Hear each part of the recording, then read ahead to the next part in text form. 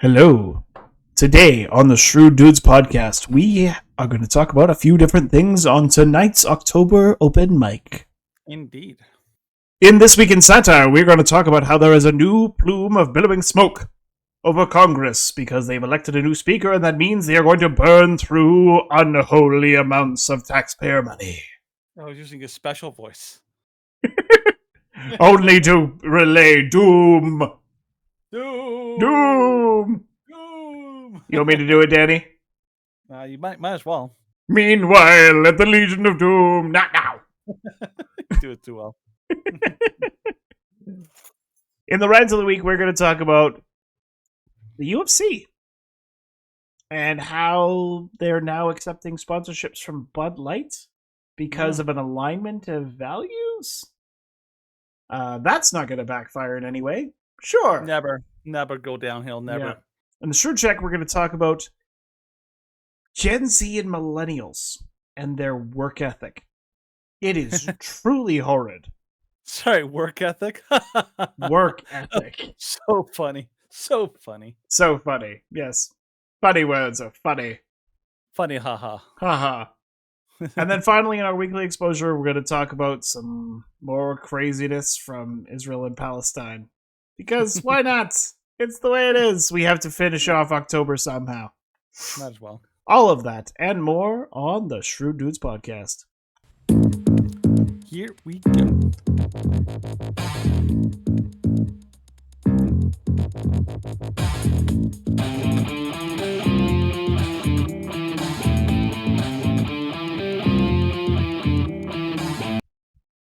All right.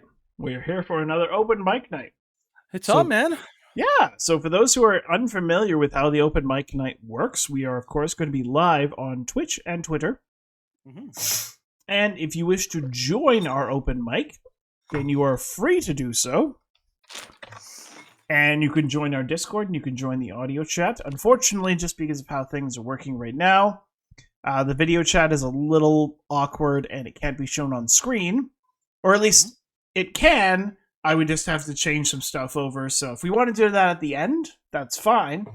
But during the show, because it's primarily me and Danny, and that's how the show always works, it's just easier for people to stick to audio. It used to be easier in the past. It used to be way easier. Oh, yeah. Discord changed how Discord wants to now prioritize those who pay for the subscription. Yeah. And so because of that, then they don't want you kind of live streaming their stuff. Yeah. It's pay to play. It is. So it's the unfortunate part of what it is, but that's how it works. Anyways, we do have one current participant in the open mic, and that is, of course, our consistent listener and longtime fan, Conquerworm. By the way, we are also his number one fan. That's true. Because Jeremy is pretty awesome. Really. We appreciate you, man. Like it's there's something about consistency and like, the fact that like we can always count on you. I'm like, dude, that's awesome. I love it.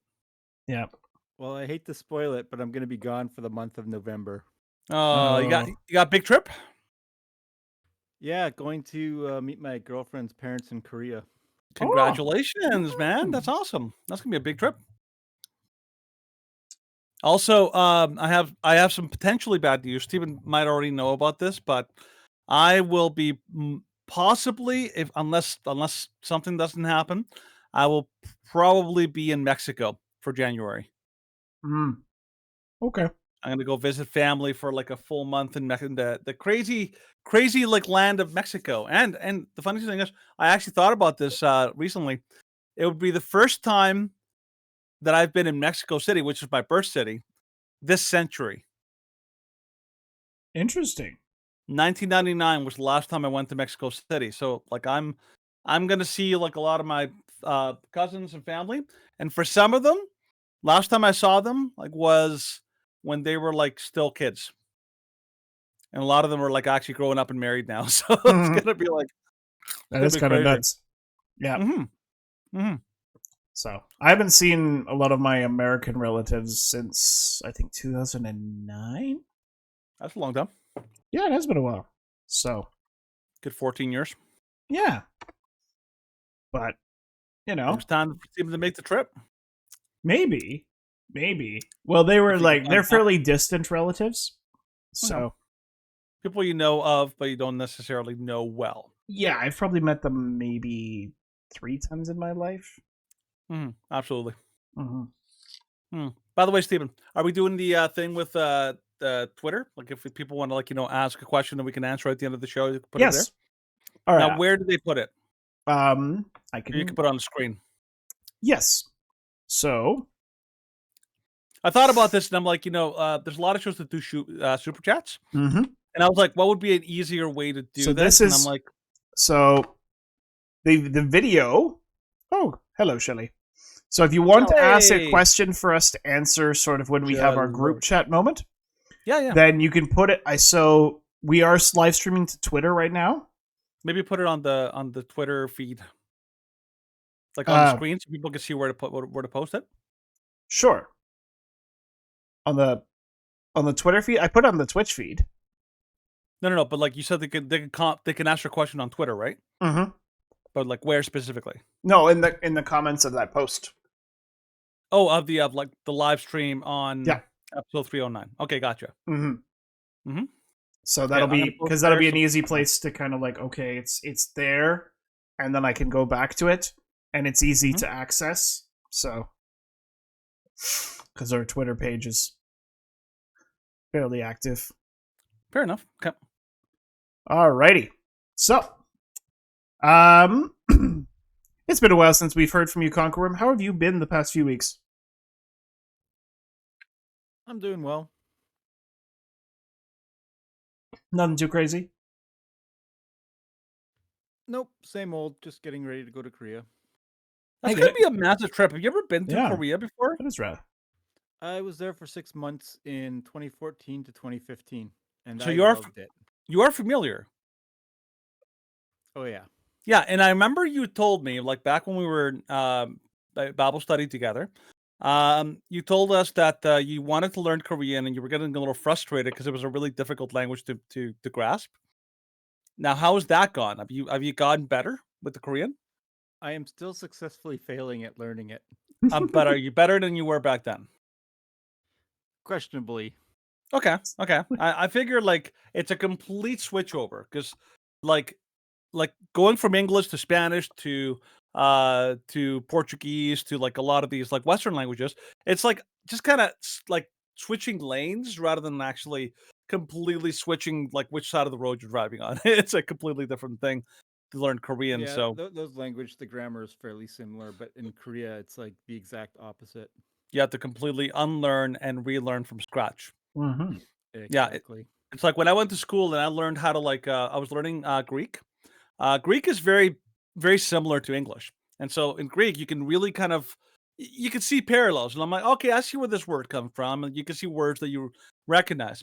But then when I was learning Hebrew, I was like, what the heck is this? It's like completely different language. It doesn't even like read like left to right; it reads right to left, and everything about the language was totally backwards. It was like, yeah, it's a very different type of language. So yeah, good on you for learning that.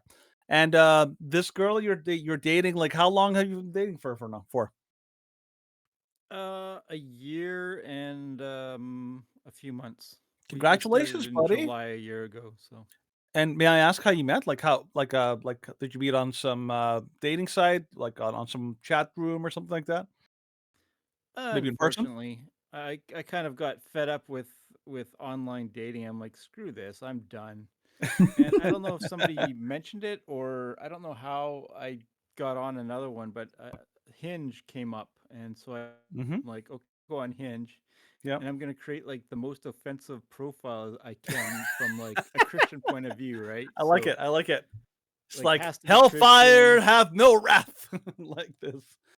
stuff like that. Yeah, like so it's like God has to be your first love, and I believe the Hmm. COVID vax is a poison, and that was the comment that attracted her was the fact that I called out the COVID vax, Wow, that was and the for Asians that's secret ingredient.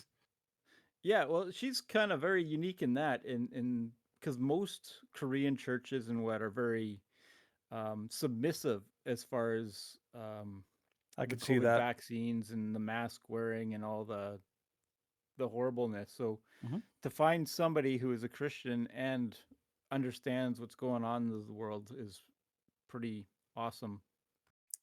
That's amazing, man. So like that's yeah, I've heard other people say something similar where like when they go on dating sites, they don't pussyfoot around. They're like, nope, I'm just gonna put exactly who I am right on my profile, no pussyfooting around. And they're like, if you wanted to like talk to me, you will. It's like Mm-hmm. it's almost like you're saying to God, be like, all right, let's see what you can do with this one. God's like, all right, All right. let's get this done. Oh That boy. was kind of one of the things that I hated about online dating is I'd get a bunch of messages from people that I really didn't want to be talking to. Okay. And so I kind of felt bad about like just not responding to a whole bunch of people. Okay. Yeah, and that happens. It happens when well, the problem with online dating is that it's a matter of numbers, and particularly like most of the girls, when they go on online dating, you like this is something I always have to remind myself of. I'm like, yeah, I can send a couple messages here and there, but for the most part, I'm like, I guarantee you, every girl that you send a message to is probably getting like 24 messages from some other guy and all that. So I'm like, yeah, it's a matter of numbers, whether or not they want to go through it. So I don't know. Let us know if you think that online dating is kind of a scam or if it actually is like like legit. Because I know quite a Yeah. few people who met somebody on online dating, including Steven, our wonderful friend Anna and Yes. Russell. And then They met on Russell online did dating, meet online. and on the least likely one too on Facebook. Yeah, on Facebook, and it was kind of funny because, of course, they met on online dating, and then they're like, "Oh, like we actually have people that know each other." That's right. It's Kind of works. like they were basically like just outside of each other's friend circles. But anyways, let's jump into the stuff we're going to talk about and all the stuff we're going to watch today because it's going to be a little crazy. So let's jump right in. Not to that. Gotta get it right, man. Gotta get it right. So now we are going to watch the Freedom Tunes. This is So good. It was so funny. They hit and miss. This was a hit. This was a big hit. Mhm. So here we go. Math Check it out. equals racist.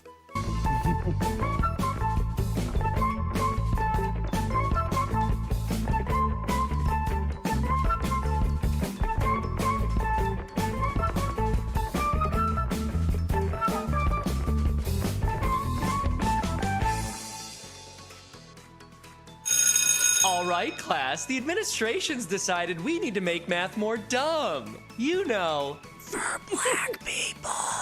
What? We noticed black students were falling behind, so we've decided to change the definition of the word behind. Makes them feel a bit better about being black. I'm one of the top students in the class. When did black people ask you to make math stupid? Listen up, Uncle Tom. You may like to crunch the white man's numbers, but your brother Clarence ain't with it, yo. Am I reaching you? Get your out of here. Yes, sir. I told you that blacks just ain't capable of the things white people is. That's right, very good. That's right. Now listen up, students and homies. First question. If I go to the store and buy 300 basketballs, And give away 32 of them, how many do I have left? 268. 268? 30. Thurby. That's correct. Would you mind toning it down? When you're good at math, it hurts the black students' feelings. It does not.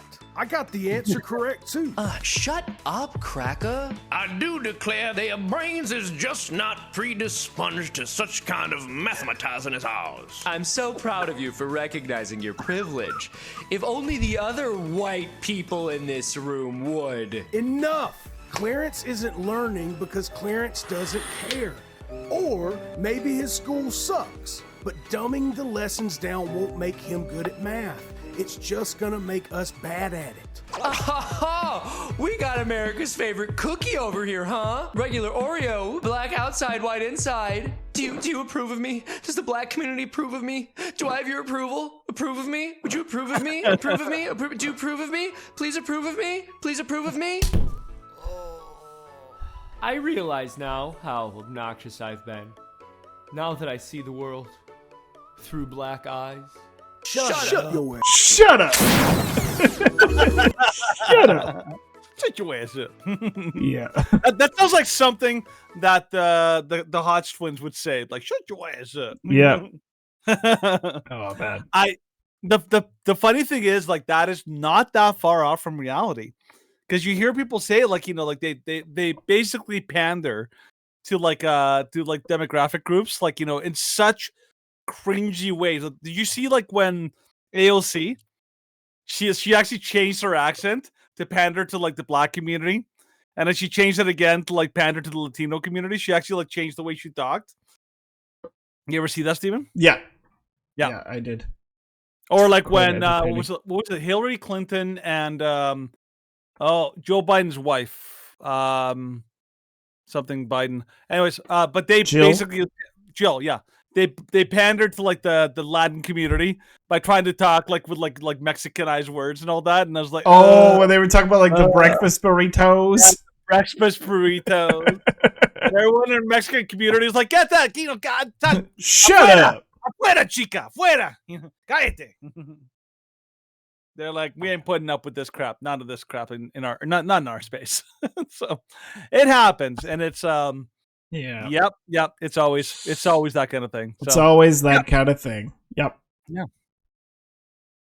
All that's what you right. come here for that meaty Oh, commentary. yes, that meaningful commentary. Talking about meaningful commentary, let's just watch this interesting, newly revealed footage about such a remarkable moment of bravery from Our Representative favorite hero, Jamal. Hero of Congress. This guy, balls of steel, like, literally standing up, like, for democracy, the whole deal. Yeah.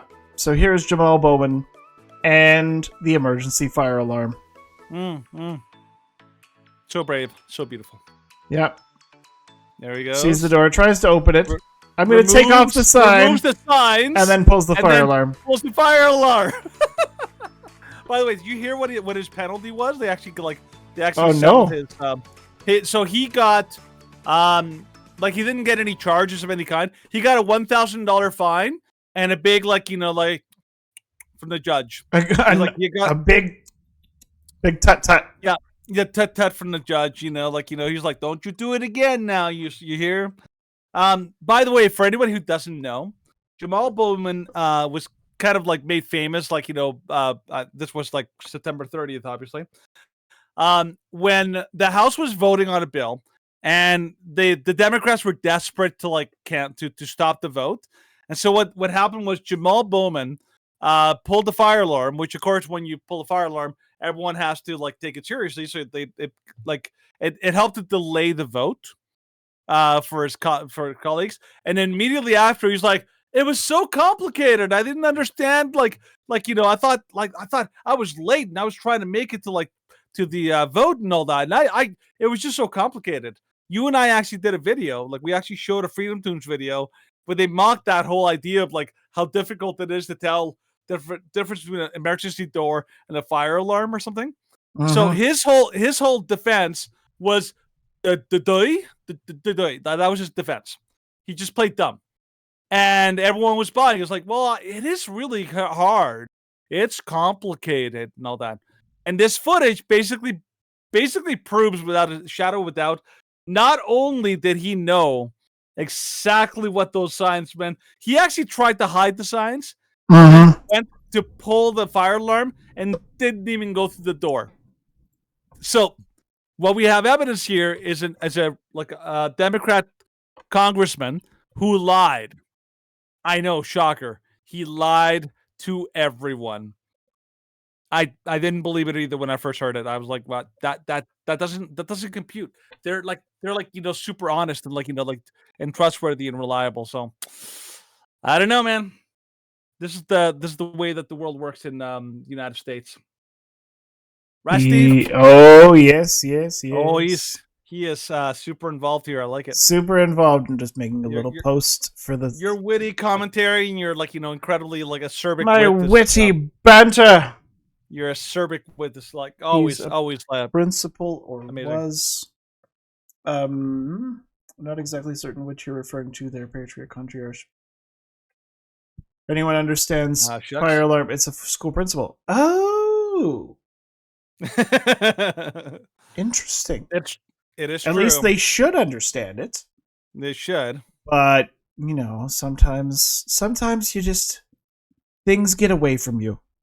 Well, and it's funny because speaking of the Freedom Tunes video of almost like the bigotry of low expectations. Mhm. It's like when he said I just didn't understand.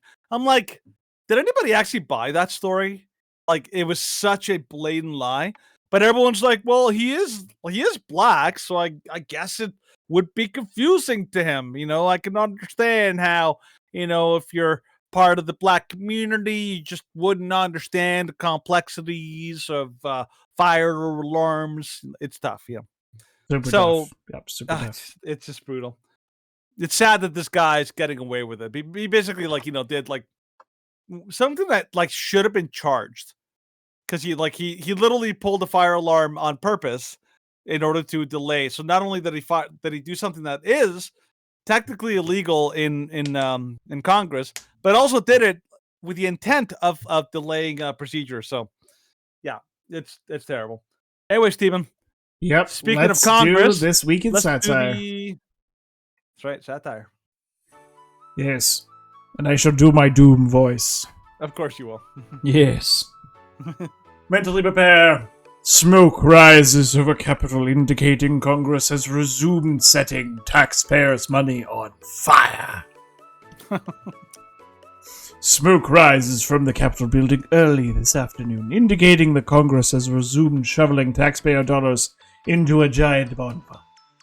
They're back at it, said local resident Milton Dennings, watching the cloud of smoke rise. Well, all good things must come to an end. After 3 weeks of Congress being hamstrung by having no Speaker of the House, the glowing embers of the last $1 trillion set on fire had at last begun to fade. So if we can't light money on fire, what exactly are we doing here? Said Representative Tom Emmer, twiddling his thumbs. Frankly, I'm to the point where I don't care anymore who is lighting the match so long as there is catch going up in flames. As smoke began billowing out of the Capitol, Americans learned that the brief respite from the money scorching had come to a close. Aw, man, they're really getting after it, said Frank Snow, watching on TV as smoke poured out. Making up for lost time, I suppose. I wonder if this will affect inflation. At publishing time, Congress had proposed a $50 billion study to determine the effect of lighting money on fire to combat inflation. Sadly, the proposal and the $50 billion was also set on fire. If you don't make it as a famous podcaster, Steven, I think you have a bright future ahead as a voice actor. I enjoy doing voices. It's fun.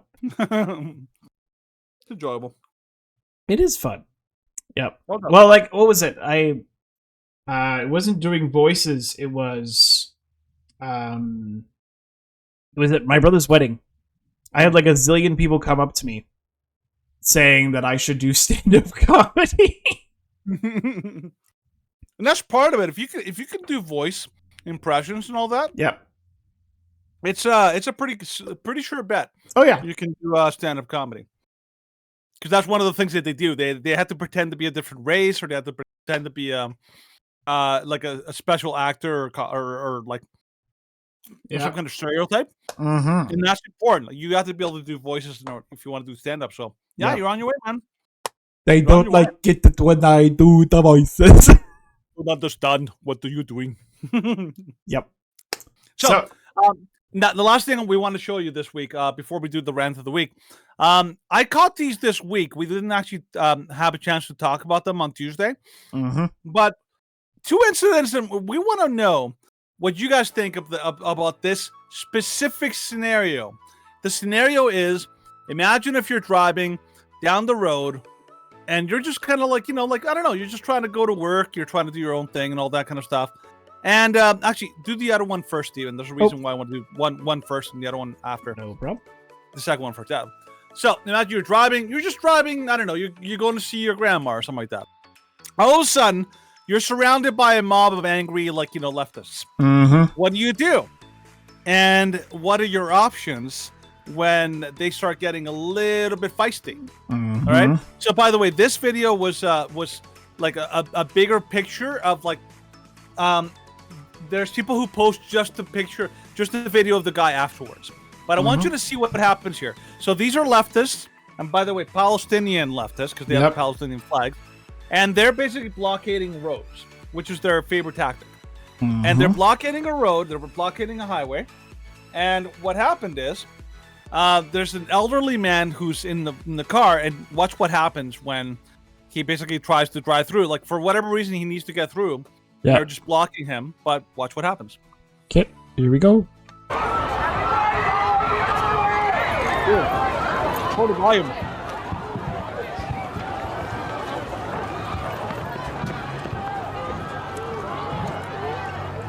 Beating on his car. Baby, come on. Yep. I'm right here. I know. Yeah.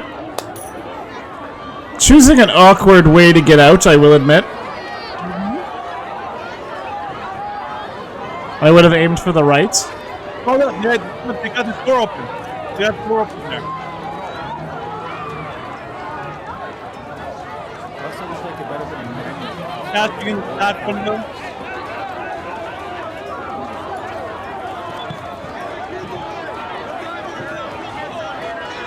By the way, there's an elderly man in there. Yep. There we go. There we go. KBL 047. KBL 047. And of course, now you can see him. You can see them like chasing after him in their motorcycles. It's like Mad Max. That's the first thing I was thinking, like Mad Max style thing.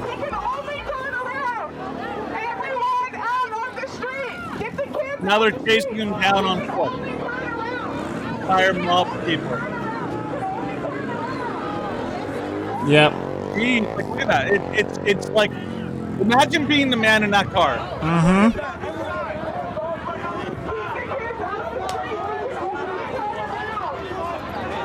Of course, it's not to beat him there. Yep. They're trying to break into his vehicle. Of course.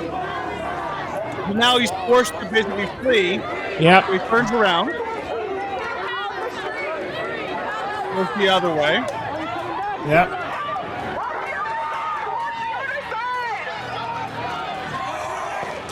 Looks like he has it out. Good. Yep. There you go. So that's the extent of the video there. So, what you need to know is that this guy, we don't know, I don't know the full context, but Stephen, are you aware of any incidents where people were like in a car during a violent riot, and they were like, literally like grabbed and pulled out of the car and beaten? There have been several. There's been lots of videos of it. Yeah. Videos of like, so what you need to know, there's tons of videos of people who were in vehicles. Suddenly the mob turned on them. They basically went in and started like absolutely destroying the vehicle.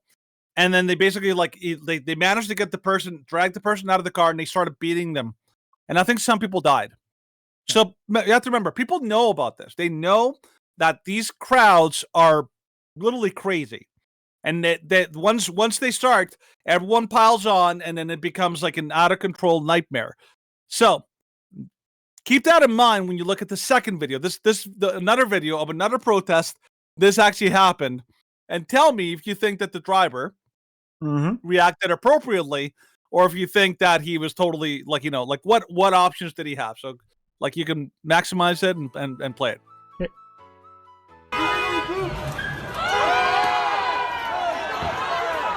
Here we go.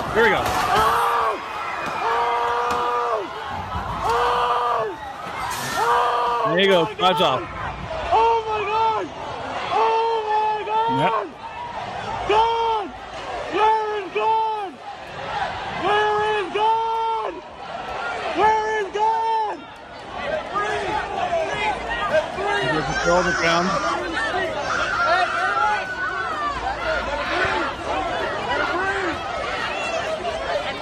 All right.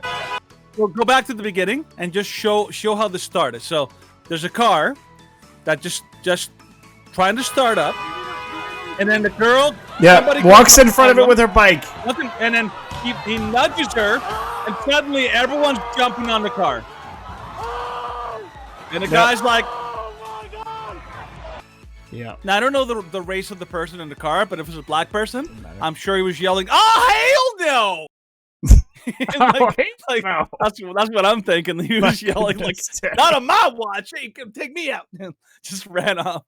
Like, what would you do in that situation?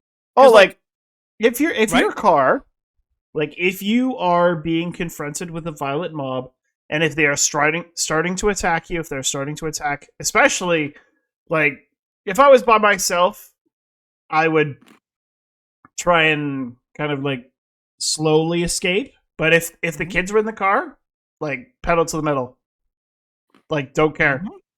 If you're threatening the vehicle, then you're putting your own life at risk.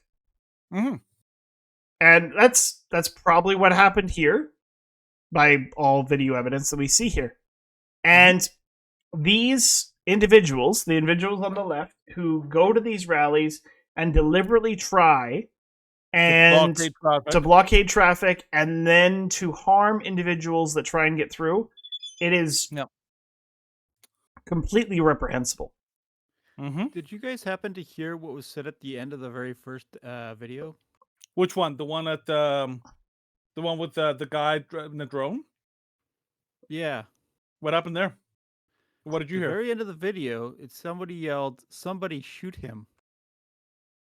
Oh, I wouldn't this be one? surprised. At the right at the end of kind of the drone footage? Yeah, right at the end of that video. Like right at the end of the video or right at the end of the drone footage? It was right at the end of the video, so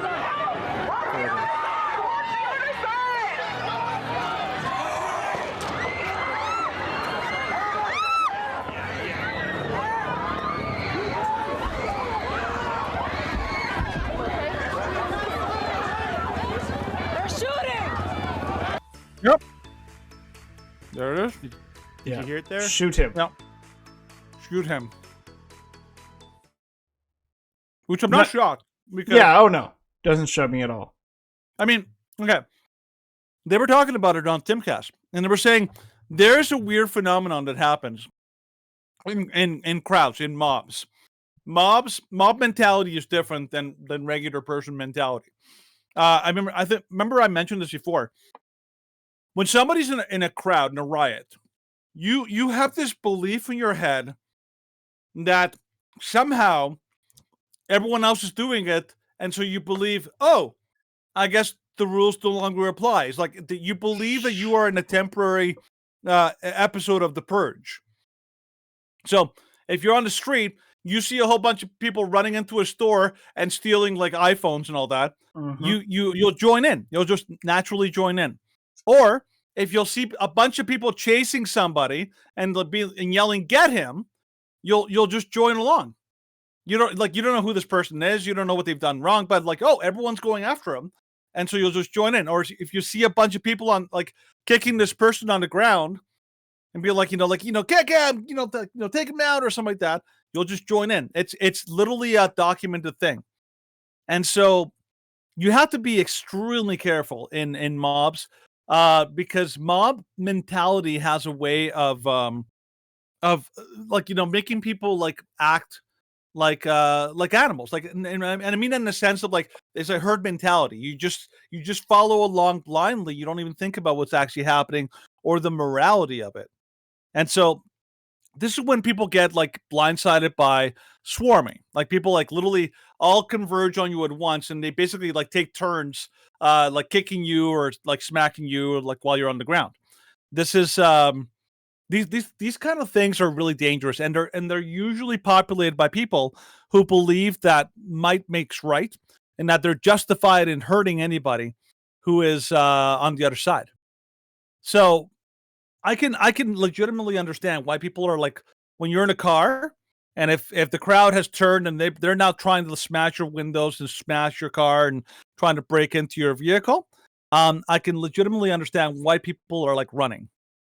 Even if it means like possibly running over somebody. It's like, if they're gonna, if you're in a situation where they won't stop until they get into your car, grab you and beat you and possibly kill you, then it's like, well, you know what, I may have to deal with the courts, but I'd rather deal with the courts and live than basically stay here and very likely be killed by this angry mouse.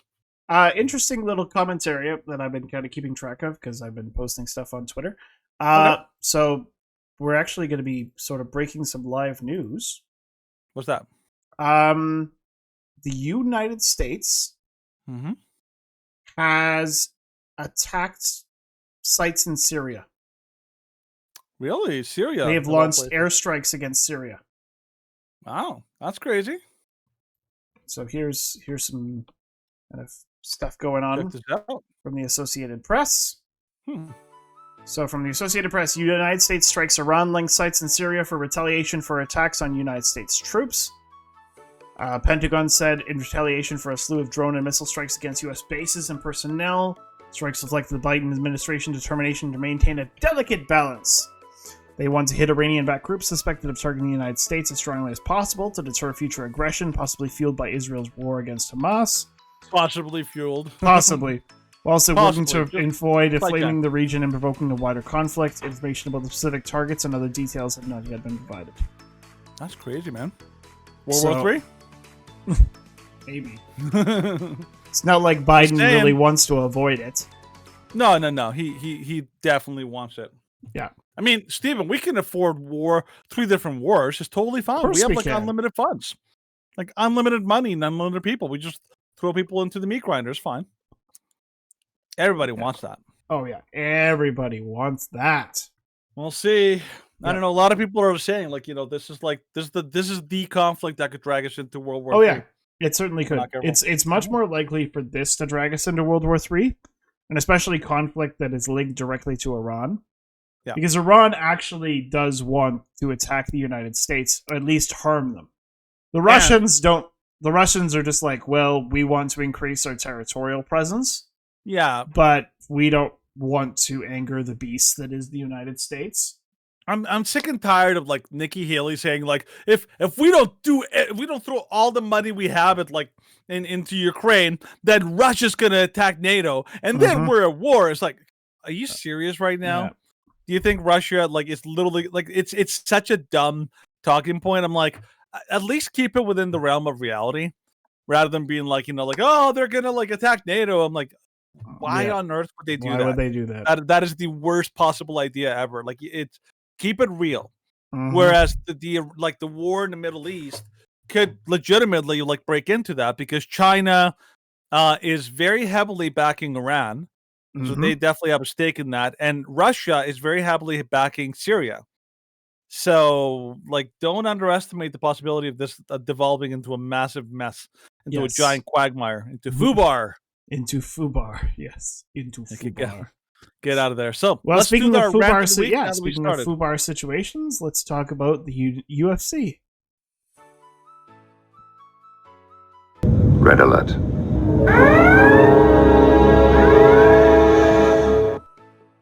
All right, so from the Daily Mail.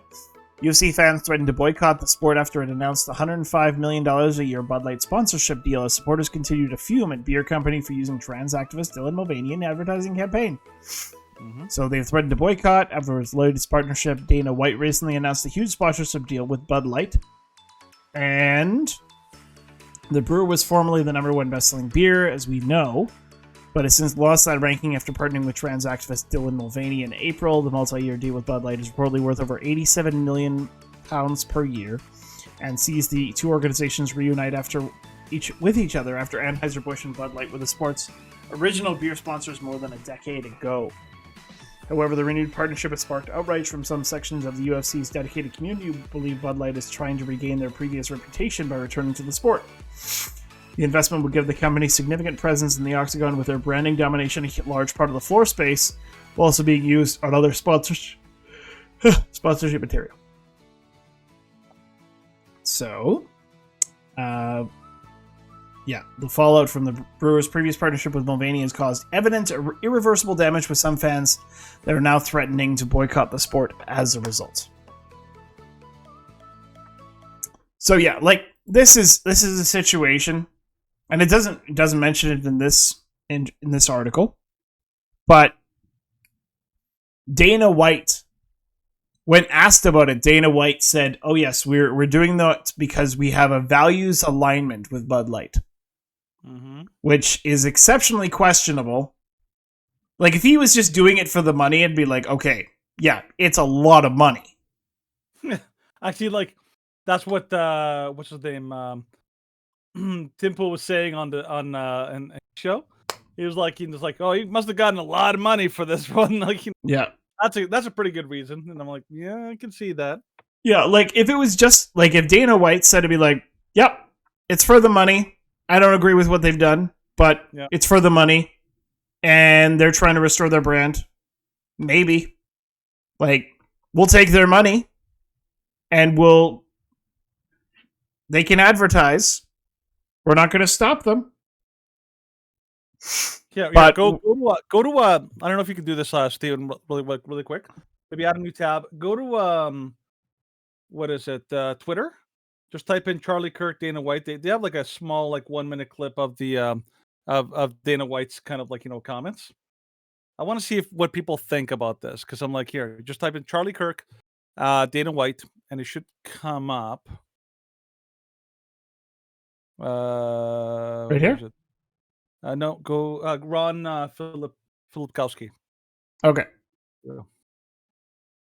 Unbelievable, powerful American-built business. A lot of their core values align with mine.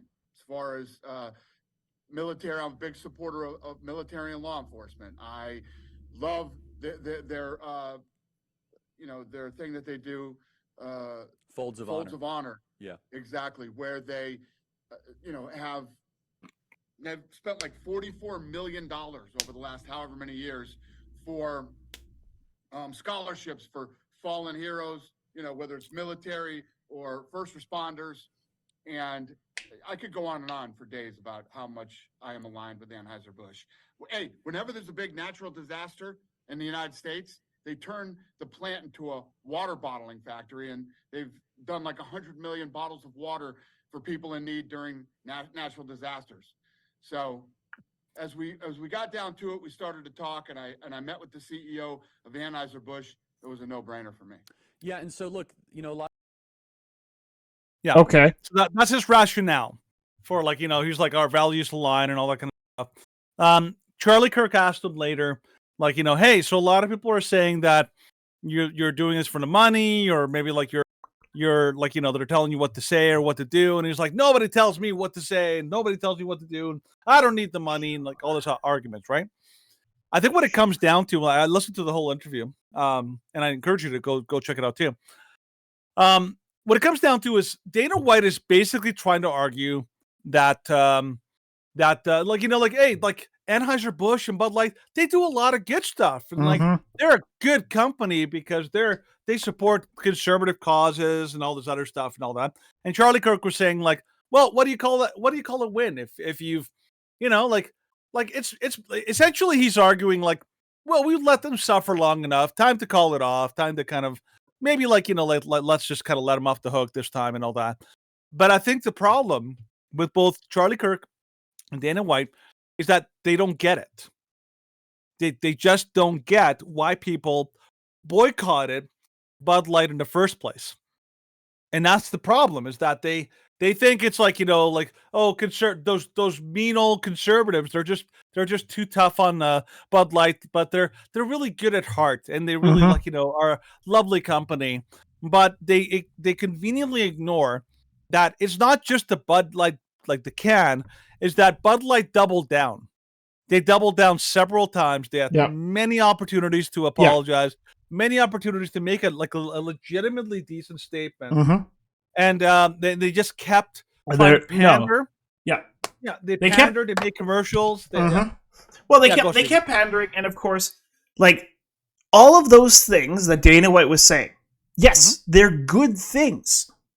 And if they had said, okay, we saw what we did with Dylan Mulvaney, we regret it, we apologize, and we are moving forward, and we are not going to even think about doing such things in the future, then not only would this be like done, there would not be a boycott of the UFC, but Bud Light sales would be promoted by many, many conservatives, and they're like, okay, yeah, we realize what we did. Like, I think even when this thing started, when the Bud Light controversy came to light, and we said, okay, we'll make a commitment right now.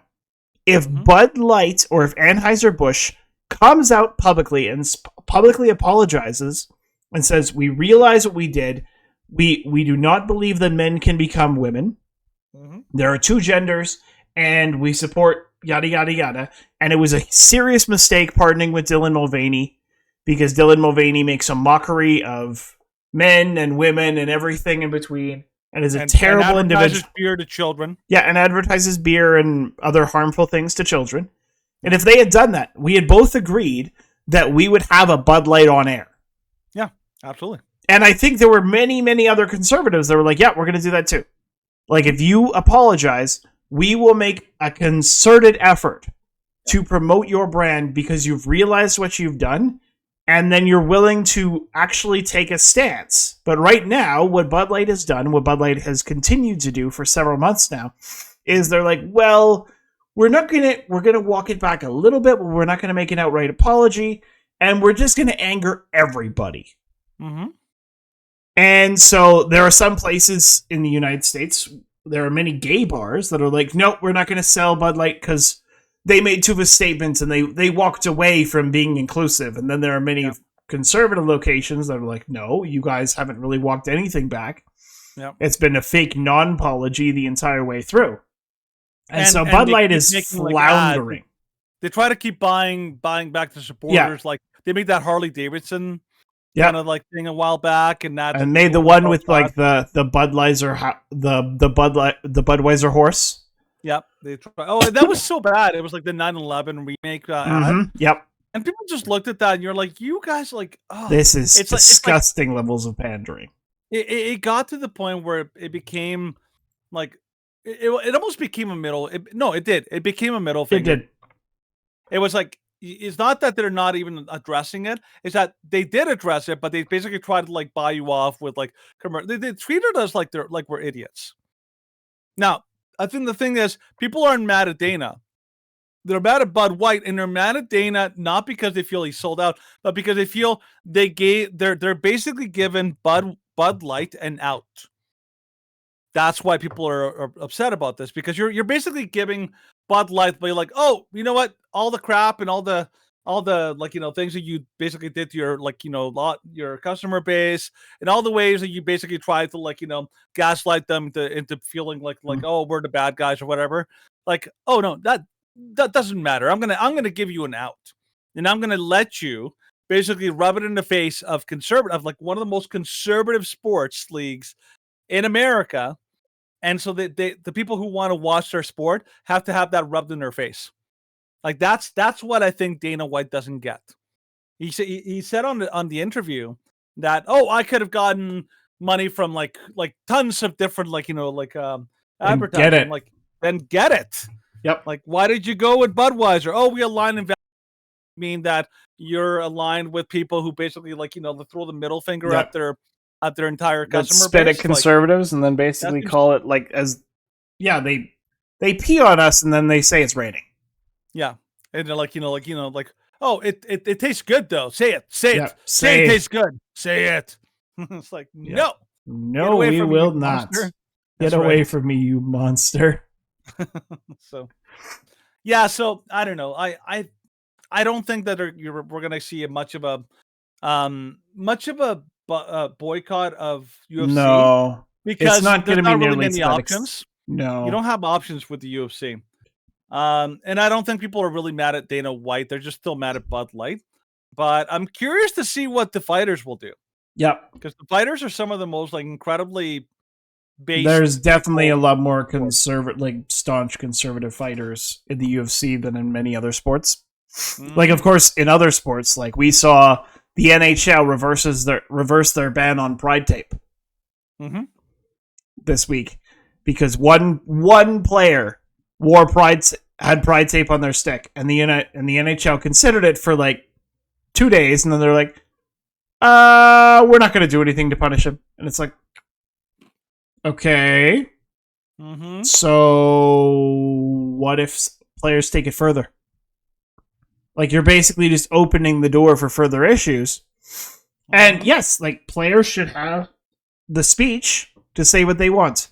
But the problem is that they're doing so while wearing the team's jersey. Like, if you have these opinions in private, that's one thing. And you are free to say them as much as you want. But if you are wearing the jersey and if you are wearing the logo of your team, then you cannot be pushing and advocating for your own social causes while wearing that jersey because you are a representative while wearing that jersey. I mean, it's the one thing I will say. Anybody who wants to take a courageous stand has to be willing to pay the price. Whenever like these people do it, like I would actually say like let them pay the price because that's what they're going for. They want to be like a martyr for their cause. I'm like, well, good. Like, okay, stand up, then stand behind it. Don't just like give them an out because then you basically caved and you basically told them like, well, now it's all rules are suspended, and it doesn't actually make things better for everybody else. And by the way, these people are basically just trying to. This is like the mid-level violence that we talked about, where they're basically daring you, like, oh, come on, have a reaction, because they're hoping that your reaction that they can weaponize it, and use it to. Well, they're hoping, they're hoping that you'll get emotional, but we are trying to convince you to stay shrewd. Yeah, that's right. But speaking of staying shrewd and talking about hockey, you and your voices, yes. You all know what time it is. It is time for... The Leafs win logo is back. Oh. They have won. Sad. So sad. The season has only gotten started. There are only 7 games in, but you know, things... Worst stinger ever. That's not a stinger. It's simply a statement of fact. Sure, you tell yourself what you want. Yeah, my coworkers are like, my coworker is actually funny because one of my coworkers is going to the Heritage Classic this weekend, and he's like, "Well, these teams are garbage." I'm like, "Yes, they are. They are garbage." As much as I want Edmonton to succeed, Conquer Worm, Edmonton has been absolute trash this year. Didn't like McDavid get injured? Yeah, McDavid's injured. I think he's out for another week.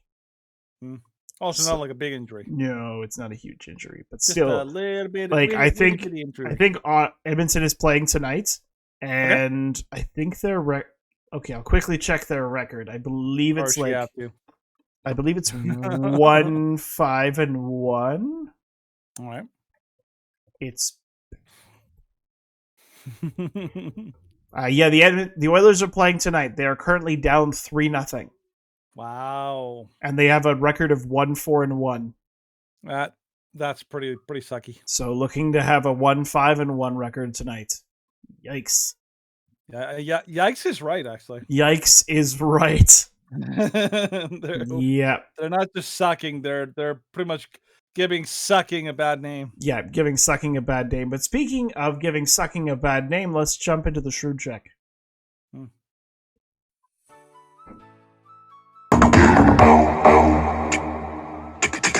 was actually a good transition. Well done. It was. It really was, actually. It was a good transition. Okay, so the shrewd check is a couple of videos about kind of Gen Z and millennials and their horrendous work ethic or lack thereof.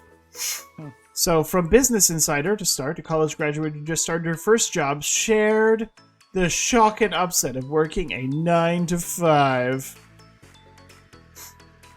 So let's just watch, because it's... Of course, this was the big This is video my that first everyone. job, like my first 9 to 5 job after college, and I'm in person, and I'm probably commuting being in the so city, and it takes Sorry. dramatic and annoying. But this is my first job, like my first 9 to 5 job after college, and I'm in person, and I'm commuting in the city, and it takes me fucking forever to get there. There's no way I'm gonna be able to afford living in the city right now, so that's off the table. Like, fucking duh! If I was able to walk to work, and it'd be fine, but I'm not. So it literally takes me, like, I leave here, like, I get on the train at 7:30, and I don't get home till like 6:15 earliest, and then like I don't have time to do anything. I want to shower, eat my dinner, and go to sleep. I don't have time or energy to cook my dinner either. Like, I don't have energy to work out. Like, that's out the window. Like, I'm so upset. Oh my god. Nothing to do with my job at all, but just like the 9 to 5 schedule in general is crazy. Being in the office 9 to 5, like if it was remote, you get off at 5 and you're home and everything's fine. But like, I'm not home. It takes me long to get home, and like people that drive to the office, like you don't get off at 5. And I know it could be worse. I know I could be working longer, but like I literally get off, it's pitch black. Like, I don't have energy. How do you have friends? Like, how do you have time to like meet like a guy? I don't know. Like, how do you have time for like dating? Like, I don't have time for anything, and I'm like so stressed out. And I'm also getting my period, so that's why I'm all emotional. But like, am I so Let's throw that in at the end. Yep. That's The last question dramatic? is: It's fine. am I over dramatic? It's fun. Yes. It's To fine. answer your, it's fine. To answer your question, ma'am, you are exceptionally over dramatic. Mm-hmm.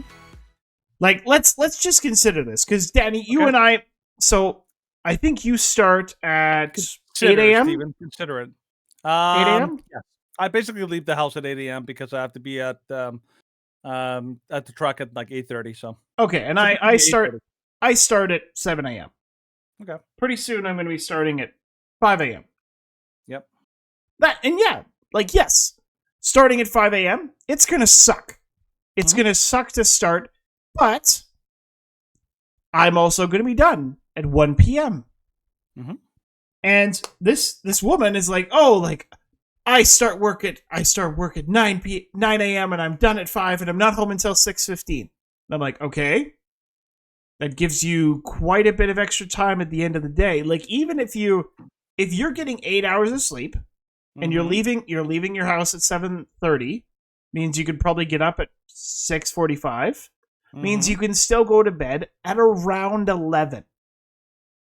Means you're still having 5 hours after you get home to do stuff. Like, what are you doing with that time? That isn't even like the most difficult like work schedules I've heard of. Like I'm it's like one of my easy. buddies, like you used to work at a job that was worse for that. Like Oh, you yeah. got off like what was it, like 6, 7 o'clock? No, And like when sometimes I was you were roofing. the only one that got off early because you had kids. Well, yeah, I basically insisted that I'm like, okay, at least on Tuesdays and Thursdays, because partially that's because we were doing the show on Tuesdays and Thursdays, and partially because I wasn't wanting to come home at 8 p.m. every day.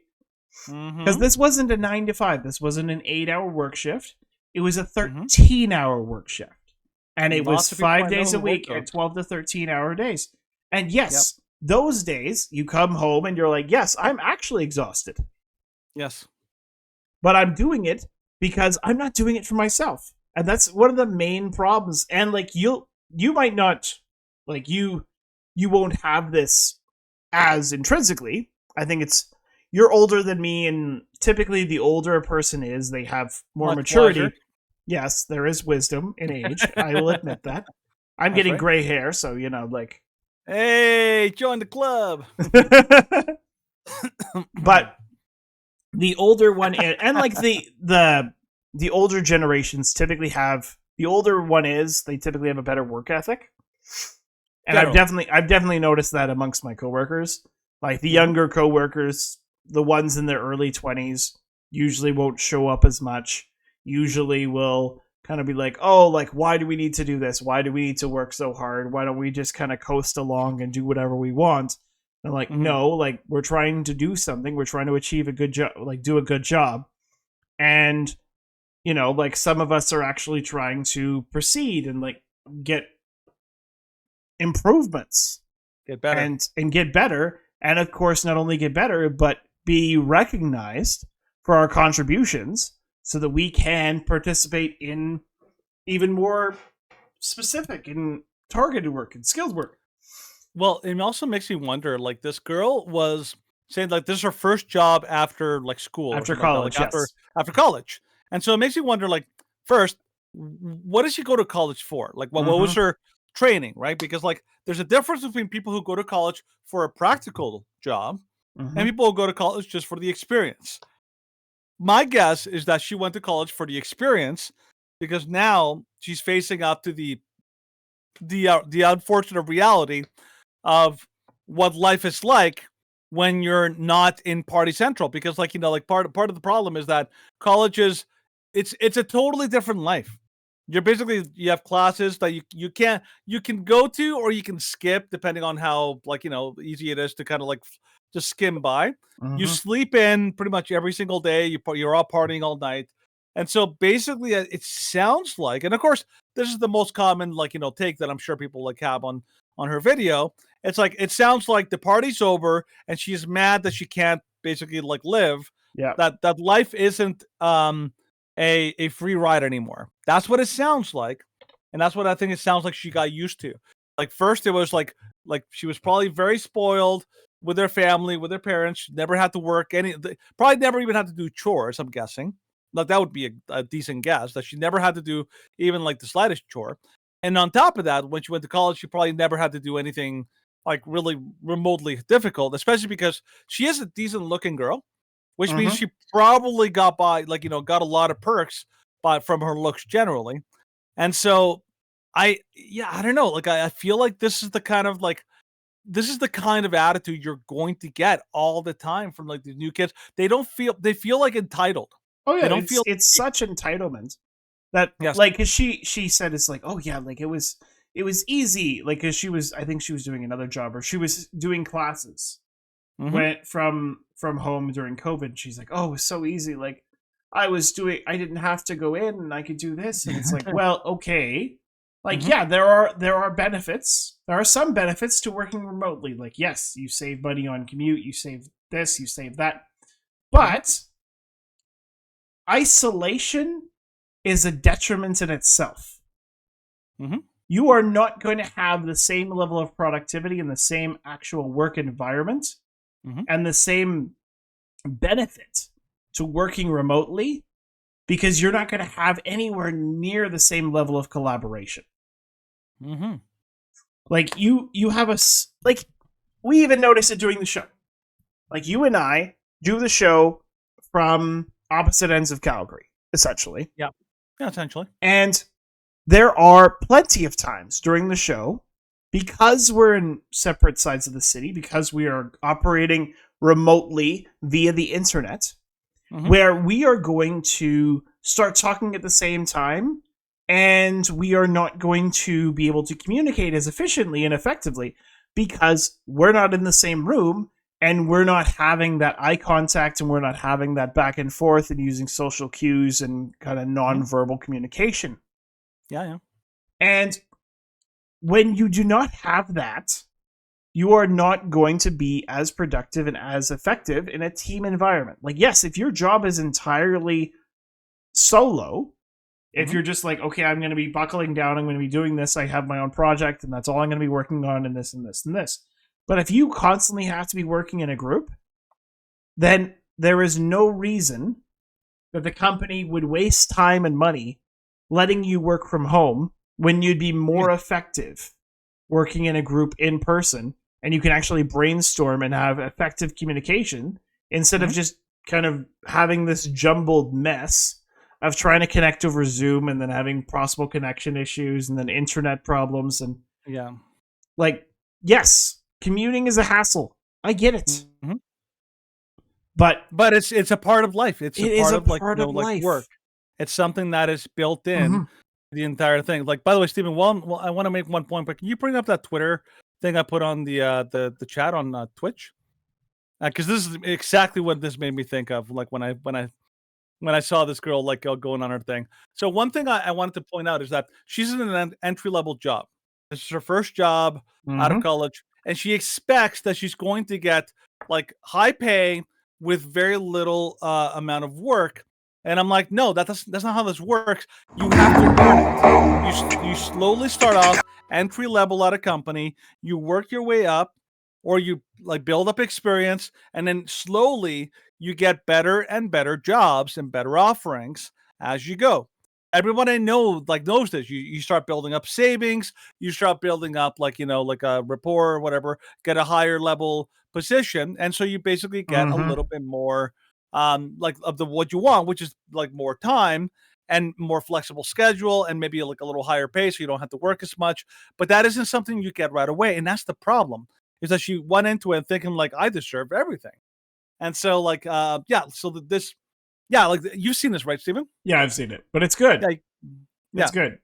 It's essentially what's Amy, going it on says with you the girl. are trained in technology. That's very good. Are you adept at Excel?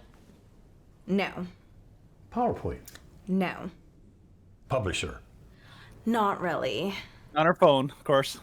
Exactly in what area of technology are you proficient? Snapchat, Pinterest, Instagram, Vine, Twitter. You know, the big ones. I'm surprised you didn't say Facebook.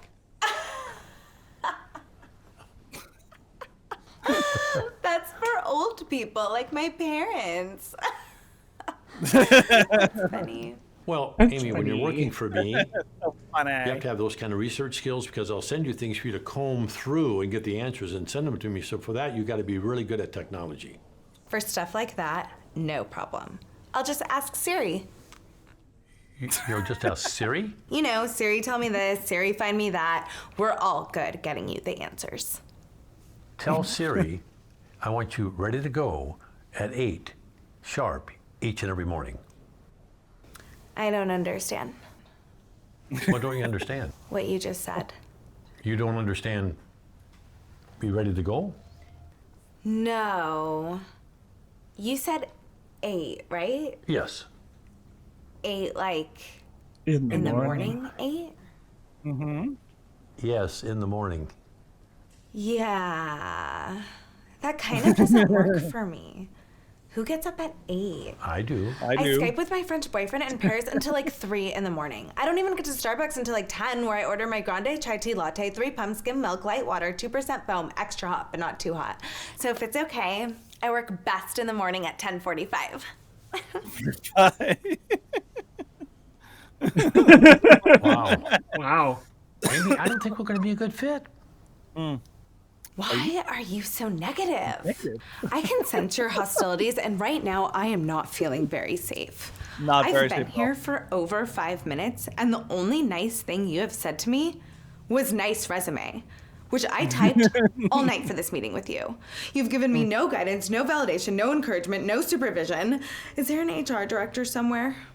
HR director? Yes, I need to speak to someone. I may have to take off today as a mental health day. Take the day off. Amy, look at me. You don't work here. Are you firing me? Okay, yes.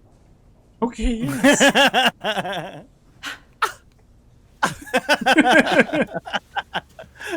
Okay, yes. Yeah. Okay. Yes. That is so. Oh, 100%. The woman that we just saw is a live version of that. Yes. That is Yeah. what we just saw. Well, that's not even a live version of that. The other video, the next one, is even worse. Mm-hmm. So this woman, she likes to, like, you would think that this would be a joke and be like, oh, like, this is how terrible some employees could be. No. This woman This is like and many other millennials. instructional. This is an instructional. Like, this woman, she was one of the founding kind of people that started the whole quiet quitting. Mm-hmm. And now she's doing the loud quitting. By the way, and for those who don't know, quiet quitting was basically like going to work and not doing anything, not working at all. Which, funny enough, was something that slaves did, and I think some people probably thought they were so clever. They're like, "Oh, we're slaves, and we're gonna like be like slaves and like not work." It's like, you're so clever. But yeah, so like it's anybody painful. does this at a job, it's so cringe. The Well, fact this, that people are yeah, actually like, thinking, yeah. the fact that this woman posted this as something Mm-hmm. which is like she says it's legit. comedy, but I'm Yeah. like, well, based on your other skits, this is something you are promoting as a good thing. Mm-hmm. So let's watch this person and just reel in horror. Back early from your break. It's crazy out there. Oh, no. Sorry. I'm actually applying to jobs right now. I'm super busy. Trying to make sure I never have to come back here again. What? Why?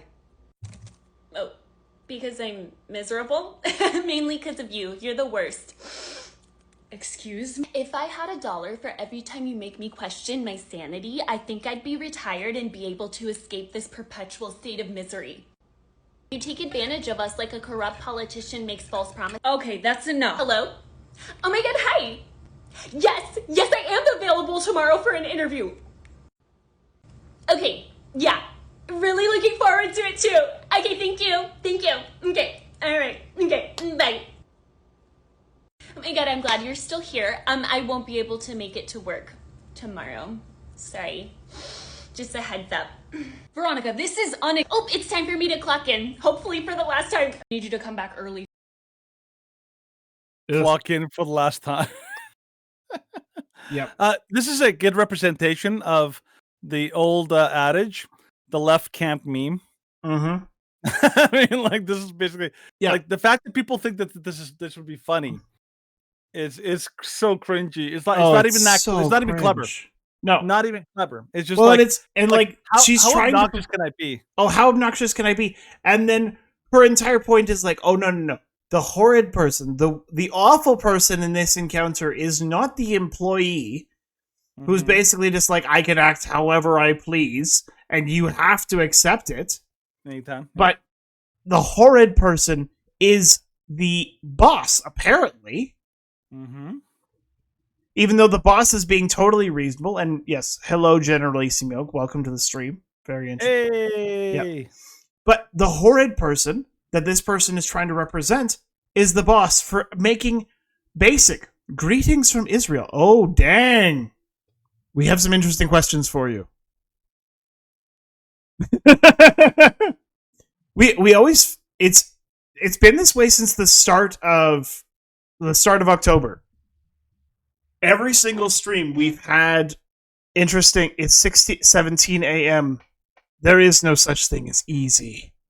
Yeah. Well, how do we, Steven? Now we know that this person is not a hardcore leftist because they do not get up at 6:17 a.m. That does not happen. They do not get up early. Very true. Like what? Okay, funny. You know the funny. Okay, just a little funny little anecdote. I want to say this is that Jordan Peterson, when he was talking about in an interview, they asked him like, so how do you deal with all these crazy leftists? It's like, actually, I found a very effective way of dealing with these protests and these crazy leftists. Like, I basically just make sure that my my meetings or my events or whatever are really early in the morning, because don't show up. They're then not they're going to like, show up. nope. Yep. They will. They're like, I have to get up at 5. Nope, I have not to gonna do happen. stuff. No, not gonna happen. That's But what yeah. they know. So we might as well actually address some of the stuff. So our next segment that we were going to do is the news you may have missed, but we might as well just kind of start off with the.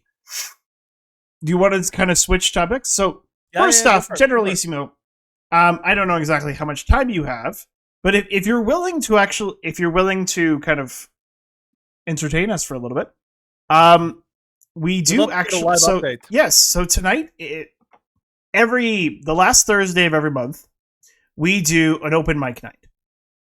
And so we can have as many people as desired to join the audio chat. And of course, right now we have one person currently in the audio chat who is being quieter, but usually Jeremy kind of chips in when he needs love to. our conker worm. Yes, we do.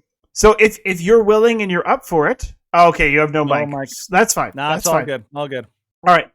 So we do have a couple stories which we were going to talk about from Israel, and we'd like to get your perspective on them. So we'll skip to those ones now. First off, so this is not a story from Israel, but it is a story about Israel. So this is a story from Fortune magazine. DeSantis bans Students for Justice in Palestine from Florida college campuses for providing support to Hamas.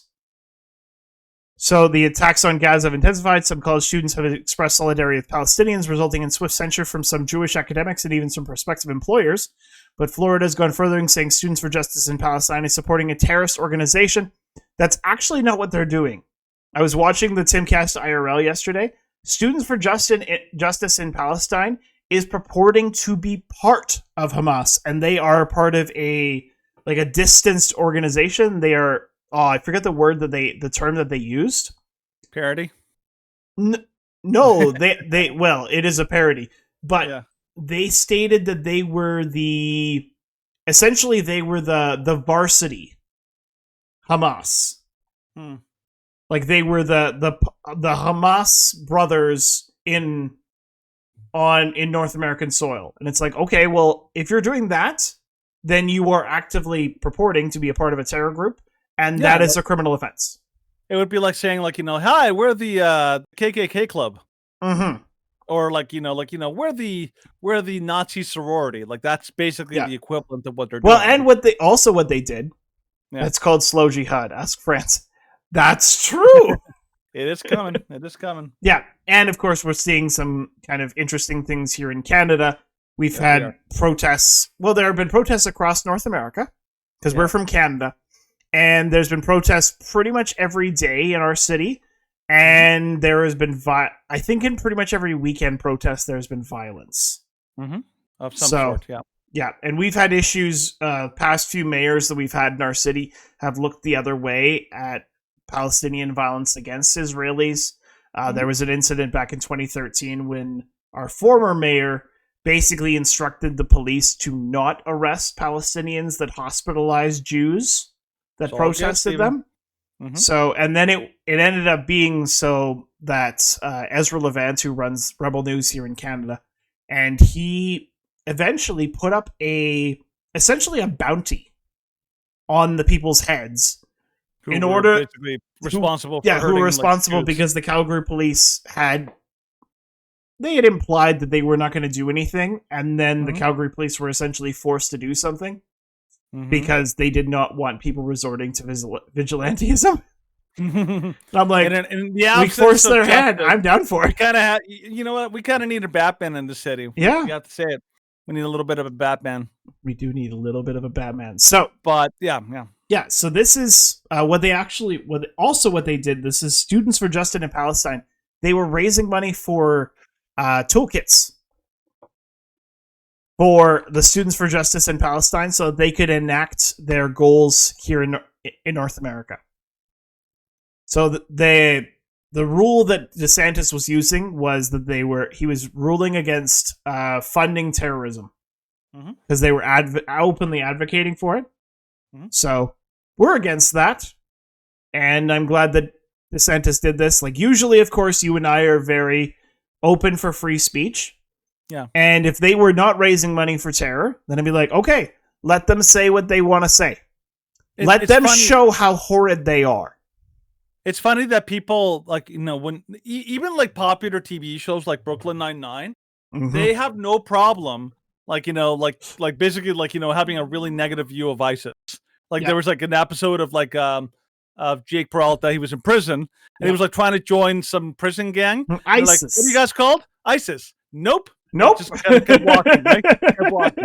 So that was actually a funny episode. In the popular culture, it's like ISIS is just straight up. Nobody supports ISIS. Nobody even comes close. But the funny thing is, people have pointed out that Hamas is basically ISIS. Yeah. It's like ISIS no longer exists. At least not in this prominent form. And most of the elements of ISIS have basically been folded in and are basically alive and well in Hamas and Hezbollah and groups like them.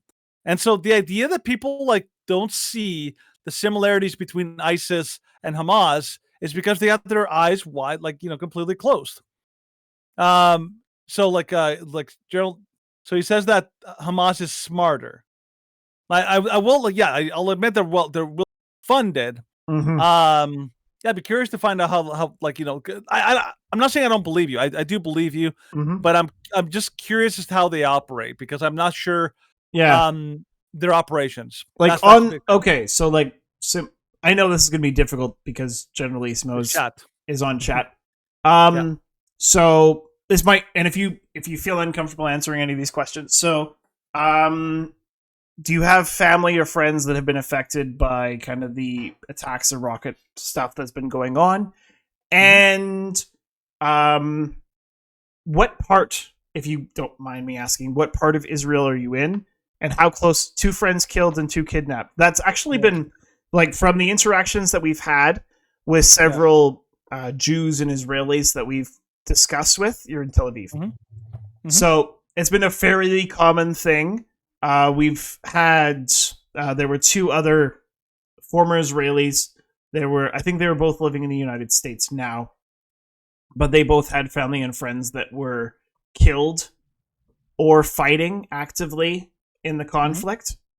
So, and usually we have some kind of pro-Palestinian people who are trying to push some kind of silly and stupid ideas on the show, but we typically shut it down pretty quick. Set them straight. Well, usually, we setting them straight is one thing, but we'll just kind of say, you were looking for them. You were looking for your friends and family, or you were looking for pro-Palestinian people. Don't worry, I'm sure they'll sneak in some point. Okay, first off, like looking at us 2 white guys, were you assuming that we were pro-Palestinian? That would be funny if that was the case. Like it wouldn't be surprising. Like there are many people that are like, wasn't assuming, was just checking. Well, we're pro-Israel. Funny thing is, we're about as far from pro-Palestine as you can get. It's like a couple years ago, just for a funny anecdote. We had I was living in a house with 4 white guys, and all of a sudden the NDP, which are the hyper socialist party of our province, they knocked on our door and they're like, "Hi, we're campaigning for the NDP." Like, would you? And we all, like, 2 of us answered the door, the whitest guys you ever seen, and we just started laughing out loud. We're like, "Oh, you came to the wrong house, honey." Like one of the guys that, like, in our house actually works for like the conservative party.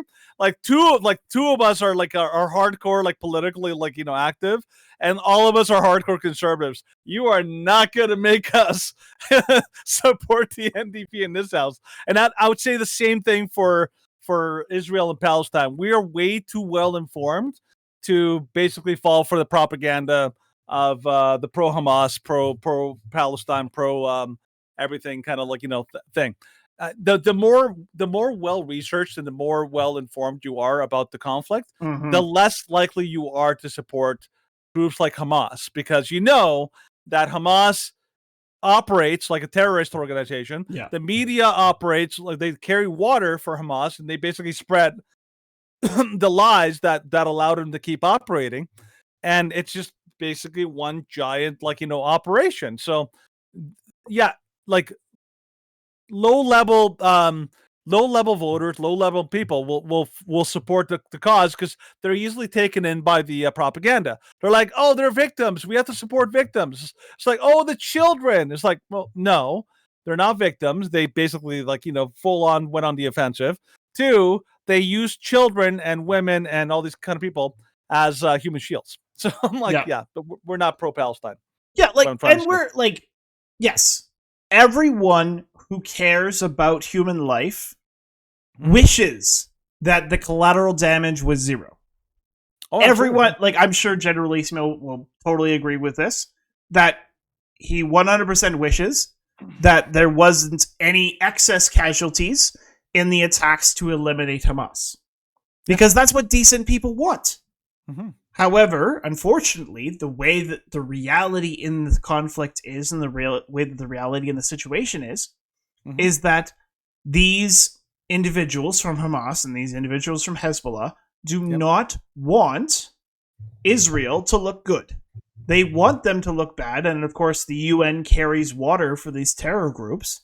Oh, so And badly, so too. when Israel tries to take these very targeted strikes, which unfortunately have collateral damage, and you wish They it wasn't will. happening, and then they dial in and say, look how terrible Israel is.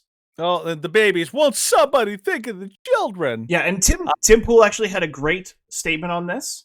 And they're Mhm. like, oh, they're killing more Palestinian babies than the Israeli babies. And it's like, yes, that might be How true. war works. That's that's how war works, and B, the intention of the Israelis is not to kill children. The intention of Hamas was. And so Yeah, nobody loves killing children more than Hamas loves killing children. Yes, including their own. Oh yeah. Like They're happy to kill their own if children. if they can kill their own children and blame it on Israel, then they will. Mm-hmm.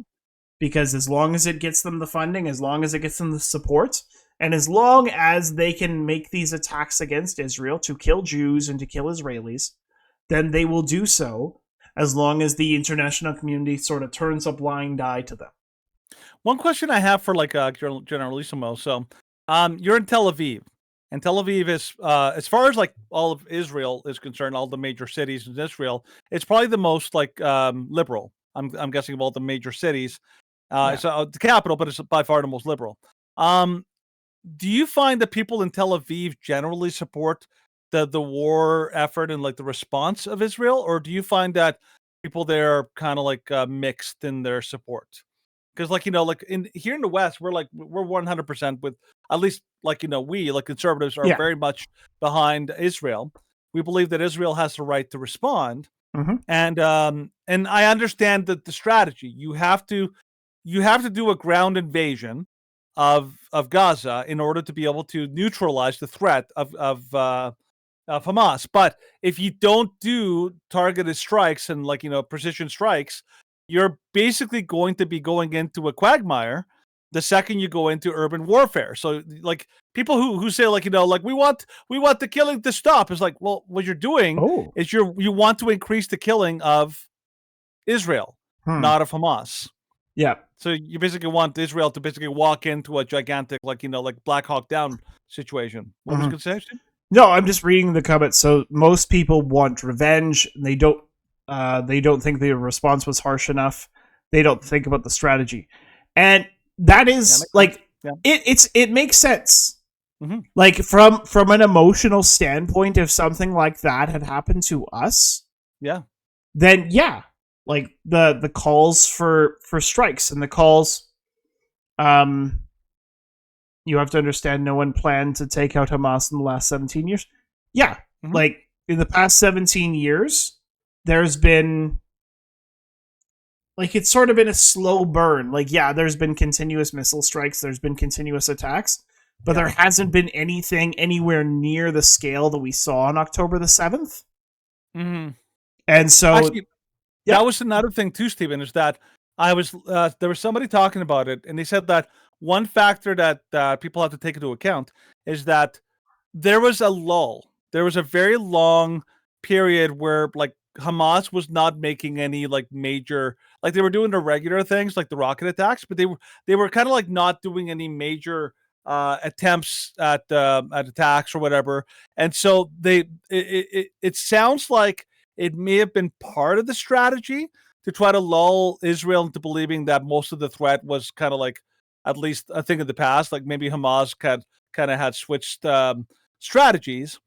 And people think that may have played a part into why Israel wasn't prepared for the actual attacks that happened.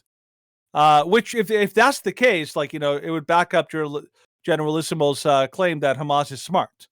In other words, you basically pretend we're just we're not gonna do anything. We're not gonna make any major efforts to kind of to make incursions in order to kind of lull the enemy into a kind of a false confidence, into believing that there wasn't going to be any major major attempts in the future. So I was like, dang, it's bad actually. Yeah. Yeah. So furthermore, we were kind of talking about the strategy in all of this. Mm-hmm. So from the Middle East Eye, Israel-Palestine war. Israel plans to flood Hamas tunnels with nerve gas. Delayed ground invasion, part of a campaign to keep elements of surprise and multi-pronged attack. Palestinian groups expect Israel to flood Hamas tunnels with a type of nerve gas or chemical weapon under the surveillance of the U.S. Delta Force commandos as part of a surprise attack on the Gaza Strip. Israel and the United States hope to achieve the elements of surprise in order to penetrate Hamas tunnels, rescue an estimated 220 hostages, and kill thousands of soldiers belonging to Hamas Al-Qassam Brigade. Source said, noting the information they received came from a leak originating in the United States. Middle East, I cannot independently verify the information. It hinges on the elements of surprise so as to decisively win the battle using intentionally forbidden gases, particularly nerve gases and chemical weapons. Large quantities of nerve gas would be pumped into the tunnels. So, it's actually a smart strategy. Oh, it's a smart strategy to pump it but I'm not sure how they probably fake. It could be fake. Like, I mean, all of these things based have on to be like, everything has to be kind of given with a grain of salt. Like, of course, last week on Tuesday we were talking about the perceived hospital strike, and then it came to, like, even on the Tuesday we're like, well, the claims that this came from Israel were most likely nonsensical. Mm-hmm. Claims that it came from Palestine made a lot of more sense just by the consistency and the nature of how they attack. And then it kind of came out that this happened to a parking lot and all these things. This is the nature of modern warfare and the nature of propaganda war. Is in these very localized conflicts, because you don't have unified national agreement in how to address these things. Mm-hmm. So you have to have a significant amount of public relations and public support before you really have any sort of action. And yes, Journalissimo is correct. Very likely there are infants and old people in these tunnels. So pretty sure kind of the use of nerve gas and chemical agents. I would backfired into if they did it, it would be PR, a PR nightmare. Yeah.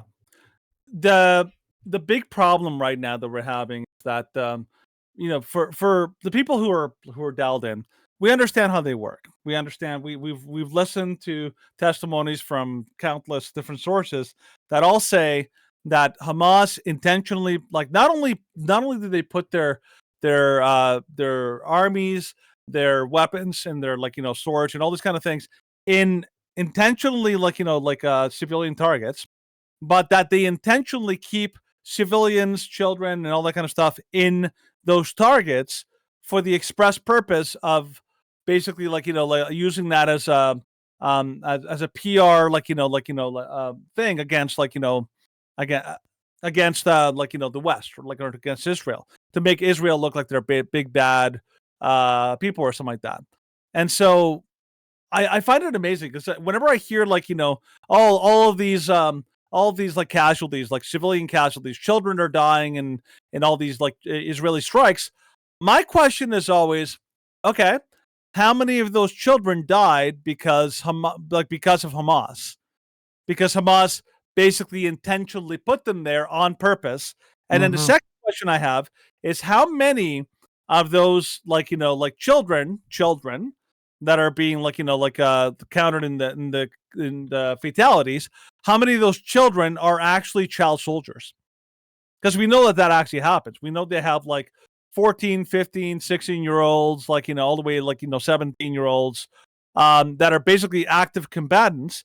And when they're killed in in an actual strike and all that, then they're like, oh, all of these are children. Oh, they're all children. Yep. Well, yeah, but they're all children with full military gear, dressed up like soldiers. Well, we covered on the show, they schooled them from kindergarten. We showed the video from Ben Shapiro, and I'm sure Generalissimo, you've kind of seen videos from stuff from Ben Shapiro, because he's relatively famous around the world. He's coming to Calgary in less than a month, so that should be interesting. Great. But he showed, it's basically Hitler. Oh yeah, the Hitler Youth, I think. Okay. I was I don't know that word. I've actually heard. Finish your thing, and I'll so showcasing about cartoons to children about how it's funny and it's a good thing to attack Jews, and singing the praises of suicide bombers, and how they're training children and teaching them how to stab Jews as a part of a fun Palestinian game. Mm-hmm. Like the brainwashing and the grooming is absolutely reprehensible, and the international community just looks the other way. They're like, no, it's all Israel's fault, which is completely nonsense. Like, even like I work for the local university, and I was kind of talking to my coworker about a lot of this, because on campus we have interesting structures. We have these rocks that people like to paint, and they paint them with kind of local events and with causes, political stuff. Yeah, all of these rocks are painted with Free Palestine, with like Stop the Lies, all these things. And I was talking to him like, how do you think the university would respond if somebody wrote onto these rocks, be like, wipe out Hamas? And he's like, well, I don't know, I don't follow politics. And I'm like, well, you should, considering this is a very relevant modern issue. But like, they can say Free Palestine all they want, but if somebody said wipe out Hamas, not wipe out Palestine, but wipe out Hamas, there would be riots on campus. Because the modern academic scene, especially in North America, it only supports the notion that Palestinians are innocent and that Israel is the great evil. I think Ben Shapiro really put it well, is that people in the West don't understand their enemy. They really don't understand people in the Middle East. They believe that people in the Middle East are logical and reasonable like us. That they're actually afraid of death, and that the one thing that they want is just the ability to have a good life and all that. And they don't fathom the blind zealotry that happens in these militaristic, like the Islamic groups. So like Generalissimo talked about how there's a very, very real threat of suicide bombers, particularly with children being like child suicide bombers. And that is a tactic that even happened in the Iraq War, and even after Iraq. It was actually featured in, have you ever seen the movie, what's it called, American Sniper, Stephen? With Bradley Cooper? I haven't seen it. I haven't seen all of it. I've seen clips. There's a scene in that movie that was really iconic where he basically there's a guy with I think it's like a RPG, okay, rocket propelled grenade. Yep. He puts it up on his shoulder, and then he sees him as a sniper, and he takes him out. And of course, the guy falls down, dead, and the thing on the ground.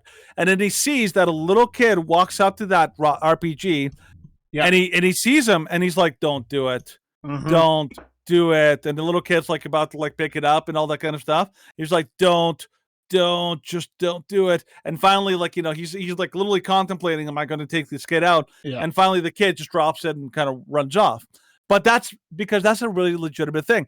We can't fathom the idea of a kid who will literally go into an actual war and willingly commit acts, commit suicide in order to fight for whatever thing. But there's a scene at another movie that I really like. It's a World War II movie called Downfall, and in that movie you see a veteran soldier of the German army, and he's basically he knows what's happening. Knows the whole story. He knows we're done. The Russians are coming in. The Americans are coming in on the other side. It's over.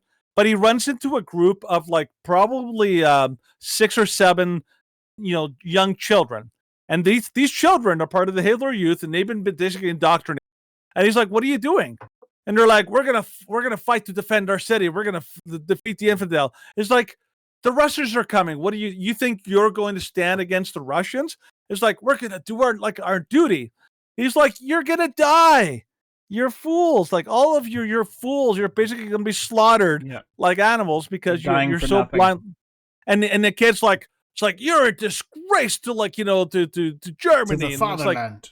the fatherland, and it's like like this is how and there were reports. I remember reading reports about when the Allies and when the Russians came into Berlin, they basically had all sorts of like enemy fire, and they found out that a lot of this enemy fire from like rooftops and all that were children, and these children were willing to die till death because they were so brainwashed into believing the idea of like the propaganda about the great fatherland, that they felt it was like an honor to basically die protecting the fatherland. And by the way, generalism compared Hamas to the Nazis, like the they whole had their youth.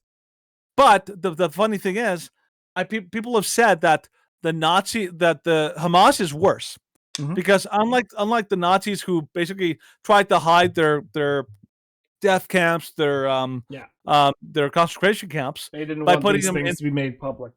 Yeah, the Hamas actually publishes They're their the ones actual who publish atrocities. them. Yeah, because they're So- proud of it. They want the world to know, because they want to reveal all the terrible things they're doing. Yeah. And like this is a sad reality of the religion of Islam. The religion of Islam, yes, you like they can claim until the cows come home that It's a Islam religion of is a peace. religion of peace. But those of us who have actually looked into it We says, know it's not. no, it's not. Like the Quran is exceptionally violent and brutal to anyone who is not. Yeah, they want the world to know and join too. That's why they posted the videos. Yeah, they wanted the world to join them. And like for Muslims, this is like for them, according to their belief system, to die against Israel would be instant paradise in accordance with their beliefs, because it would be to die in a holy war and to die in a jihad. And that has to be something that people should address. Like the fact that the public is like, no, like the radicals and the terrorists, they're an extreme faction. Everything they do is justified. Yeah. And I'm like, no, they're not. I'm like, you're comparing Al Qaeda to sort of the Westboro Baptist Church here in North America, but that's not true. The Westboro Baptist Church, they believe their own subset of things. They're and obnoxious, but they're not dangerous. Yeah, well, they're not dangerous, and usually they're not following via the same moral code because their Bible is actually different. There's been individuals who have tested this, and they're like, what about this verse? And they're like, that verse doesn't exist. Whereas the source for the aggression and the source for the rationale for why these jihadis and these Muslims are doing this is from the same Quran verses that every Muslim believes. And yes, it's against Islam to kill children and women. In the case of Israel, most of the Muslim world is making an exception. Hold on. Yeah, because as far as I know... I don't think it's a blanket ban. I think it depends on the situation, and it depends on which verses that you pull from. Because like the Quran does tell you that like it's a righteous thing to like kill infidels, people who are basically enemies of Allah. Yeah. And so the question is like, how do we apply that, and how do you like live that out essentially? Yeah. I'm not gonna be able to make a definitive, like I can make it a definitive Bible, but like I don't know the Quran enough to be able to make a definitive. I know claim. some verses, but I wouldn't be able to make like absolute statements. Yeah, from what I know, like killing Muslim children is an absolute no-no. But that's for sure. Killing infidel children is sort of like, well, it's sort of an acceptable collateral. Yeah, and as far as they're not afraid of doing it because they targeted children on purpose. Yeah. It was not like oops, we hit some children as well. It's like no, they went out of their way to kill children. Yes. And so yeah, I don't think it's an accident that they're targeting children. Okay. Not at all.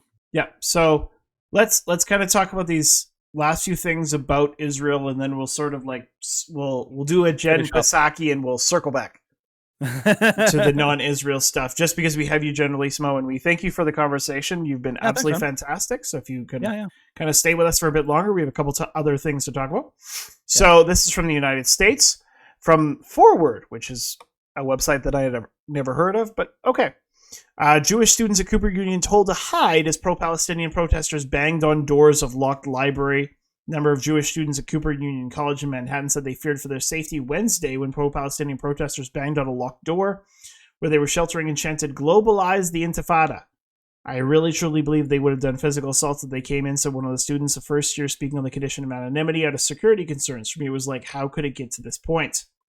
Official at Cooper Union, an arts and engineering student, downplayed the incident, saying in a statement Wednesday the library was closed for about 20 minutes while student protesters passed through. Some students who previously the library remained during this time. Wow. But like, Karine Jean-Pierre said there's no credible, no credible threat of anti-Semitism. That's right. Nothing. It doesn't exist. It's just like figment. It's a phantom. Yeah. Doesn't So the exist video posted online, corroborated by a Cooper Union senior, and shows the group of about 20 students heading up a flight of stairs. The senior said he was worried about the safety of students working in the studio upstairs and called the police. She then went into the library, which was on the first floor, where a number of Jewish students were studying. The first-year student, so the two Jewish people wearing yarmulke, were sitting by the window. The protesters began banging on the glass from outside. Then she said they went to the library door. So this is a video from inside. And this is them banging on the doors and windows to get in. Mm-hmm. Like, this isn't just the... Okay, yeah, Jeremy, you have something to say?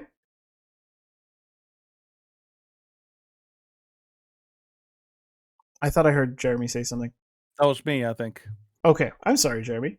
If you have something to say, please say it. But... Yeah. I mean, it's amazing that people believe that this kind of stuff could never possibly happen here in the West, because like for the longest time, anti-Semitism was just taken as a given. Yes, but it's been kind of like more like a rare, like, you have to admit it's been a reluctant given, not a full-throated given. Like, that when people when politicians, particularly like the really suspect ones, when they say like, oh, anti-Semitism is bad, you can tell that they don't say it with the same amount of like condemnation as they do for like Islamophobia, right? It's like they don't really believe in they're like, well, we kind of have to say it because it is bad and because of the Holocaust and all that. But then you can tell they don't really. So, like, we're seeing like this kind of open calls and open antagonism and violence towards like Jews. It's like, it's amazing to me that the very people who so openly and so like casually throw out accusations of like Hitler and Nazis and all that kind of stuff are basically like reenacting the same kind of anti-Semitism that was alive and well in 1930s like Germany. And by the way, that kind of anti-Semitism is also the kind of thing that led to pogroms in Russia, in Germany, and in Spain, and all over Europe. That's part of the reason why the Jews and why the major amounts of Jews moved to Israel and created an Israeli nation. Yeah, it's because they knew like it didn't matter. Like they started off in Spain, they were expelled. A lot of them moved to like Ukraine or like that general area. Then eventually they were expelled from there, and then they moved to like the United States. But then of course they ran into anti-Semitism there, and so basically a lot of them finally realized the only way to keep ourselves from basically being betrayed and turned on by the very people that said they were going to support us is we have to create our own state. That's part of the reason why Israel has a state, is because they needed a place where they could call their own, and that they're all going to stand together and protect each other. And like right now you see this kind of like the Jews being thrown under the bus here in the West. It's like, yeah, I can understand why a lot of Jewish people want to move to Israel. Yeah. Yep. Because Yeah, if the United States looks the other way, it's stuff like this happening. If they try and excuse it, if they try and say, "Oh no, it's not a big deal," like it's only people trying to attack you, but it's not our problem. Yep. Like it's a level of gaslighting that nobody should have to deal with. Yeah. Yeah, this is the Zionist first and foremost purpose indeed. Yep. It's also, you have to remember too that these are the useful idiots, and they're testing the water with, because the people, like, for example, people in Congress like Ayanna Pressley and Omar, they're openly anti-Semitic, but even them, they'll try to like hide behind a like, you know, very thin veneer of like, you know, oh, we just care about the children. Well, somebody think of the children. But the fact that they do not ever condemn or ever like rebuke anybody who's actually like, you know, openly anti-Semitic in these protests means that they support it, and they're trying to hide because they're in a public space or in a public role. But these are their proxies. This is how they actually practice their this is how they practice their whole thing, right? But really, and this is why it's so indicative. It's because these people like because they allow this stuff to happen, and they happen openly without any kind of like pushback or repercussions at all. It means that they quietly support it. Which means that this is why you're going to see a very strong and very rapid rise of anti-Semitism all across like North America. It's already happened in Europe, like Generalissimo said. It's happening in Italy, it's happening in France, in UK, in Germany, all sorts of places where like very large scale pro-Palestine protest, like they're not even protests, they're celebrations of Hamas and the terrorist groups and all that, because they basically have a sense of brotherhood, and they all believe in the cause of eliminating it because it's useful. It's useful to them to be, because like one of the things I learned, I remember at university, I'll finish with this, just it's an interesting thing. I remember like there was a lecturer who came to our university, and he gave a really great talk, and he basically explained, here's something you need to understand about the Muslim history that helps you understand how they think.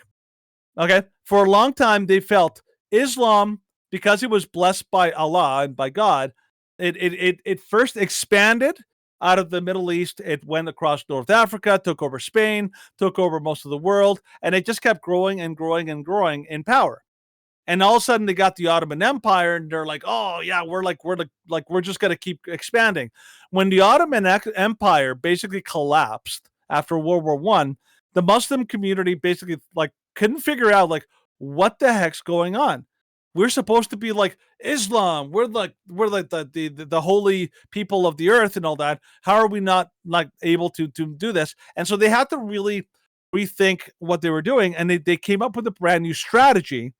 And they felt, okay, we're not going to be able to match the West pound for pound, like by military power. We're going to have to infiltrate. And this is the new strategy that they basically began to incorporate going forward. They felt the only way we're going to be able to defeat the West is we're going to have to like get in there, infiltrate, and basically take them out from the inside. This is part of the reason why a lot of Muslim Brotherhood, leaders, they'll say that we're going to basically outbreed them. They basically say like they send all these families to the West, to the United States, to Canada, to France, to the UK. And they basically say like, yeah, we're going to tell them have as many children as you can. And we already know that the UK, I think it's like by 2040, I think it is, maybe even earlier, that the UK is going to be minority white. And that's by design. Mm-hmm. That's because like they want to take them out and all that. But part of the big thrust of the Muslim world is they want to be the dominant power in the world, and they truly believe that they can get there if they play the long game. And that's part of the reason why you have all of these groups here in the West and North America that are actively trying and are very actively anti-American, anti-Canadian, and very pro-Sharia, pro like Palestine and all this kind of stuff, because these people grew up in a different culture that has no allegiance and no loyalty whatsoever to the West. Yeah. So we're only going to see this grow in the next couple of years. So yeah. Mm-hmm. Yeah. All right, and then kind of the final thing that we're going to talk about in regards to kind of Palestine. So every week we have a segment which we talk about called the Weekly Exposure. We talk about something that's kind of maliciously evil, generally. So this week, Danny wanted to highlight this Twitter post. Oh, we're gonna do this one? Not many. Yeah, well, why not? Cool. Like, That works. Then. while Generalissimo is here, let's take advantage of him Mm. in a nice way. I was gonna say that was a little bit too long of a pause. Too long of a pause. Yes. A little too suspicious. There. Yes. A little too pausey. Generalissimo's like, hey. So yes, we will continue to take advantage of you. So this is from this post is from a very I wouldn't even call it a pro Palestine account. It's a pro terrorism account. Oh yeah, because they basically run interference and propaganda for Hamas. That's basically what they do. But I want to highlight some of the things that they say. Go ahead. Yes. So from this Twitter post, like, let's see, person has 661,000 followers, so decent reach.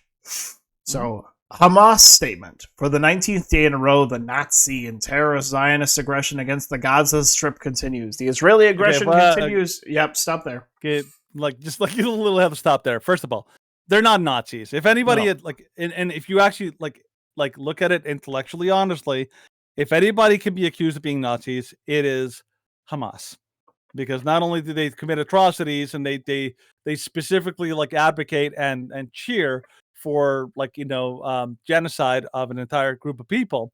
It's Hamas. So right there, totally wrong. And of course, they're not Israel's not terrorists. Yep. They don't operate like terrorists. They operate like a state that responds to terrorism. So wrong right away. Go ahead.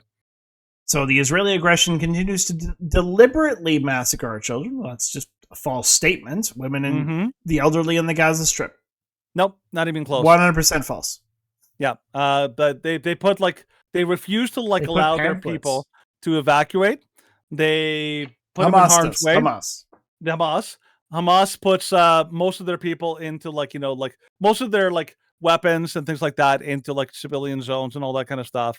It's not even close. And by the way, deliberately means that Israel is intentionally targeting places without knowing what's in there or who's in there. No, they're going after military targets. Yeah. But the military targets happen to be filled with civilians, which is on purpose. On purpose. So, yes. If this was deliberate, right now, so taking on, for example, if their numbers a couple statements later are accurate, 6,100 people dead, more than 17,000 injured. If Israel's intention with the technology and with the weaponry and with the military power, the military might that they have, if they were intentionally trying to kill civilians, they could easily do it. Then it wouldn't be 6,000 and 17,000. Yeah, it would be hundreds of thousands, if not millions. Yeah. Because they have the ability to do so. Yes. Israel shows a lot of restraint in that they have to, even though they're feeling emotion, even though they're feeling a lot of pressure, like Generalissimo was saying, a lot of the people want revenge. Yep. And they have to kind of make a metered response because they know that the international community will come down on them exceptionally hard for any action that they take, whether it be good or bad. Also, I think Generalissimo was right. I wouldn't take those numbers seriously. Yeah. We already know that Hamas lied why I'm about the hospital attack. Assuming. It's hundreds, 500 dead, 500 more injured. It's now we're getting more in the realm of a couple dozen. Yeah. I'm if you lied about that, I mean, don't take their numbers seriously. No. By the way, any normal, and this is not a normal state, any normal state, if there's a war, guess what they do? If Canada was under attack and we were being airstrikes, missile strikes, guess what we do? We like literally take all the civilians and we put them into like specific bomb shelters, right? Because we're trying to protect our civilians. Hamas doesn't do that. They do the opposite. They put them in harm's way. So yeah. This is like the complete opposite of what's actually happening. So, all right. So let's take the next one. All right. So the next one. Talking about targeting an innocent civilian. Goes on with systematic policy aimed at destroying the Gaza Strip's infrastructure, bombing hospitals, schools, mosques, churches, and civil governmental institutions. Yeah. There's a specific. Why are they doing those? Why are they doing that? Because that's where, aside from the churches, this is where Hamas leadership and the Hamas members, specifically the soldiers, plant their weapons caches. They make their headquarters for years. I think for over a decade, the headquarters of Hamas on the Gaza Strip was the basement of a hospital. Makes sense. So yes, of course, they're going to be actively going after these sites, trying to remove civilians from the site, if at all possible. Keep in mind, they have no power over that. They do not get to. They don't have the power to remove civilians. No. Hamas is like literally banking on them not being willing to strike targets because they have women and children there, and Israel has to take an actual decision. Yeah. Yeah. By the way, did you hear about I saw this recently? Apparently, one of the tactics that Israel does is when they hit a building, certain buildings, they'll hit them with a type of munition that will shake the building, but won't destroy it. Interesting. And a few minutes later, they'll hit it with an actual bomb that will actually destroy the building and collapse it. So it's like if you're in Gaza, let's say for example you're in Gaza and you're in a big building, all of a sudden you something hits and the whole building will literally shake and rattle. They know what that means. They're like, oh, yeah, the next one's going to destroy this building. Let's get the heck out of here. You think, right? Yeah. But that's the thing. Well, comment from Generalise Muno. It's a known secret. The main headquarters is located under the Shifa Hospital. And fun fact, his father helped build it. So that's very cool. Israel. That makes sense, actually. Yeah. These people are despicable. Yeah. Absolutely despicable. Yeah. It's Israel does everything it can to protect civilians, their own and the enemies, and Hamas does everything possible to kill civilians, their own and the enemies. So it's there's no moral equivalency. Anybody who says there's moral equivalency, that was just nonsense. I want to just kind of quickly touch on the one of the big things that they say. They say what is it called? They deliberately cut off water, electricity, and the internet to isolate our people in the already blockaded Gaza. Okay, I want to touch on this because there was a deep dive that I listened to today.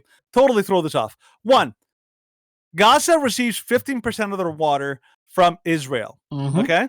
A nation at war is not under no obligation to provide you with water. Okay? And they have their own sources of water. If they don't have water, it's because they suck at maintaining and keeping their infrastructure going. Yeah. If their people don't have water, it's because Hamas is holding on to it for themselves. Yeah. Because they don't care about the people of Palestine. They only care about funding their effort to attack Israel and destabilize. Yes, and they use the pipes from water for rockets. Yes. This is it's just evidence and rationale on evidence and rationale for why every single one of these claims is completely bogus. And of course, they didn't even deliberately cut off all the water. What they did was they deliberately cut off water, electricity, and the internet for a section of Gaza to deliberately have civilians evacuate so they could conduct specific targeted strikes in that region because that's how you get civilians to evacuate. And also because that's part of how you weaken Hamas. If Hamas is literally bunkered down in the area where they plan to strike, one of the best ways to hamper them is to remove the electricity and internet. Why? Because Without their internet, Outside they don't have the communication. ability to communicate. Yeah. Without electricity, they can't run a lot of their the things that they need to be able to run. Another one that they didn't mention here is gas. People like BBC and all these like garbage news networks are saying like, oh, they're cutting off gas. No, what happens is Hamas is hoarding gas for their militants. Yeah. Which means that when they put all these like these sad segments on BBC saying like this hospital's about to run out of gasoline because of Israel. I'm like, no, because Hamas is hoarding and refuses to like help their own people because they want to keep all the gasoline for their military efforts, and they don't give a crap about their civilians. It's so sad. Like this should be like such an easy like slam dunk for people. It's like, come on. It's like Hamas hates their own people. They are literally oppressing their own people, and you're cheering them on. It's like like my goodness, it's terrible. It's terrible, Stephen. At least about a great line. By the way, they're saying tomorrow hospitals will be out of electricity and the kids will die every day for the last 2 weeks. I guess it's the Hanukkah miracle of the oil happening there. It's like, oh, we're going to die. Oh, but maybe one more day and we'll die tomorrow. Tomorrow we'll die. Tomorrow we'll die. Tomorrow. Just keep watching. Keep watching BBC. They'll tell you. Yeah, they'll tell you when you die. They'll tell you everything. And no lie. No, they may have lied today and yesterday and the day before, but and not probably tomorrow. Next tomorrow, nothing but truth. It's like the way they were. Nothing but truth. Oh my gosh! So by the way, before you move on, show the picture that this person used. Oh yeah, that was the piece de resistance right there. So this is the person trying to portray Hamas. Support their message. You have to put it on the screen. Oh, I did. I changed it. I changed it. Okay. This is the picture that they used to try to like argue that Hamas are the victims and they're the good guys. They use this picture right here to be like, these are the good guys, eh? The guys wearing like full on masks and like and like the bandoliers. What do they have on their bandana? Actually, I'm curious about that picture. It's like something crossed off. Is that like Israelis crossed off or something? I'll see if I can zoom in. I don't know what it actually. Oh, I don't know what I just did there, but let's see if I can zoom in. No, I can't zoom in on the picture. No. Sorry, my bad. I'm just trying to see what it is. It looks like it almost looks like an Israeli with a screams protagonist to me. Yeah. Yeah. Oh, and I think that's the Congress building, like the the rounded building. Could be. I'm not sure. Yeah, it's hard to tell. Like when it's very difficult to tell. It's hard to tell, but yeah, these are the good guys. It's like, okay, these are like full on terrorists, like with a machine gun and like the bullets around them. Like you're really making like a great case for your side, Oh yeah. This is not just the protagonist. This is the good guys. These are the heroes. The ones that the poor victimized heroes. I'm like, these are the heroes here. Like, oh my gosh. Like people don't listen to themselves, eh? My goodness. Oh yeah. I'm trying to get a zoomed in picture of that image. Yeah, like I see. I have some zoomed in pictures. Yeah. Okay, that's a pretty decent one. Oh, what's on the bandana? The problem is that the quality might not be good enough to be able to see exactly what. Well, here, like this one's a pretty big image right here. Yeah, what is that? So I have no idea what that is. So maybe, of course, like if you have, understand why historically or theologically, Generalissimo, are you going to help conquer? That would be funny. That'd be funny. Mm-hmm. Yes. One day, Generalissimo, if you do get a mic, we would love to have you on the open mic night. It would be fantastic. You've been very entertaining. So yeah, Jeremy is our resident Christian apologist. He will take on all the people who shout like the Bible's a fraud. Like, yeah. So let's discuss. Let's discuss. He'll often have a whole bunch of mini conversations going on in the chat while we're doing the live stream. That's right. And usually these are not even like small little, oh, like I see this contradiction. It's like wholesale, like prove that God is real. It's like, Yeah. okay, Oh yeah, thanks. that's definitely something that you're going to be proving in the middle of a in live a very stream. short amount. Yeah, that's gonna happen. Yeah, my goodness. Let's hijack everything. Validation on the text from a historical and translation perspective. Interesting. That's The translation can't happen because you can't translate Hebrew. What? You can't translate Hebrew. It's apparently it's translation encrypted. So the second you try to translate Hebrew, it suddenly can't be transferred over to Greek or to English. That's an answer that I haven't heard before. That's kind of like it's not even somebody trying to be like intellectually honest. They're like, yeah, it's just impossible to translate from one language to another. Like, okay, name a language in any language that cannot be translated to another language. Like, how do you propose that? Yeah, it's dumb. Can't comment Anyway, on that. All right. Anyway, do you want to move on to like the final few stories before we do our? Yeah. So we'll finish off with the weekly highlight. So we'll watch that at the end. So we'll sort of go through. So this will be the non-Israeli stories.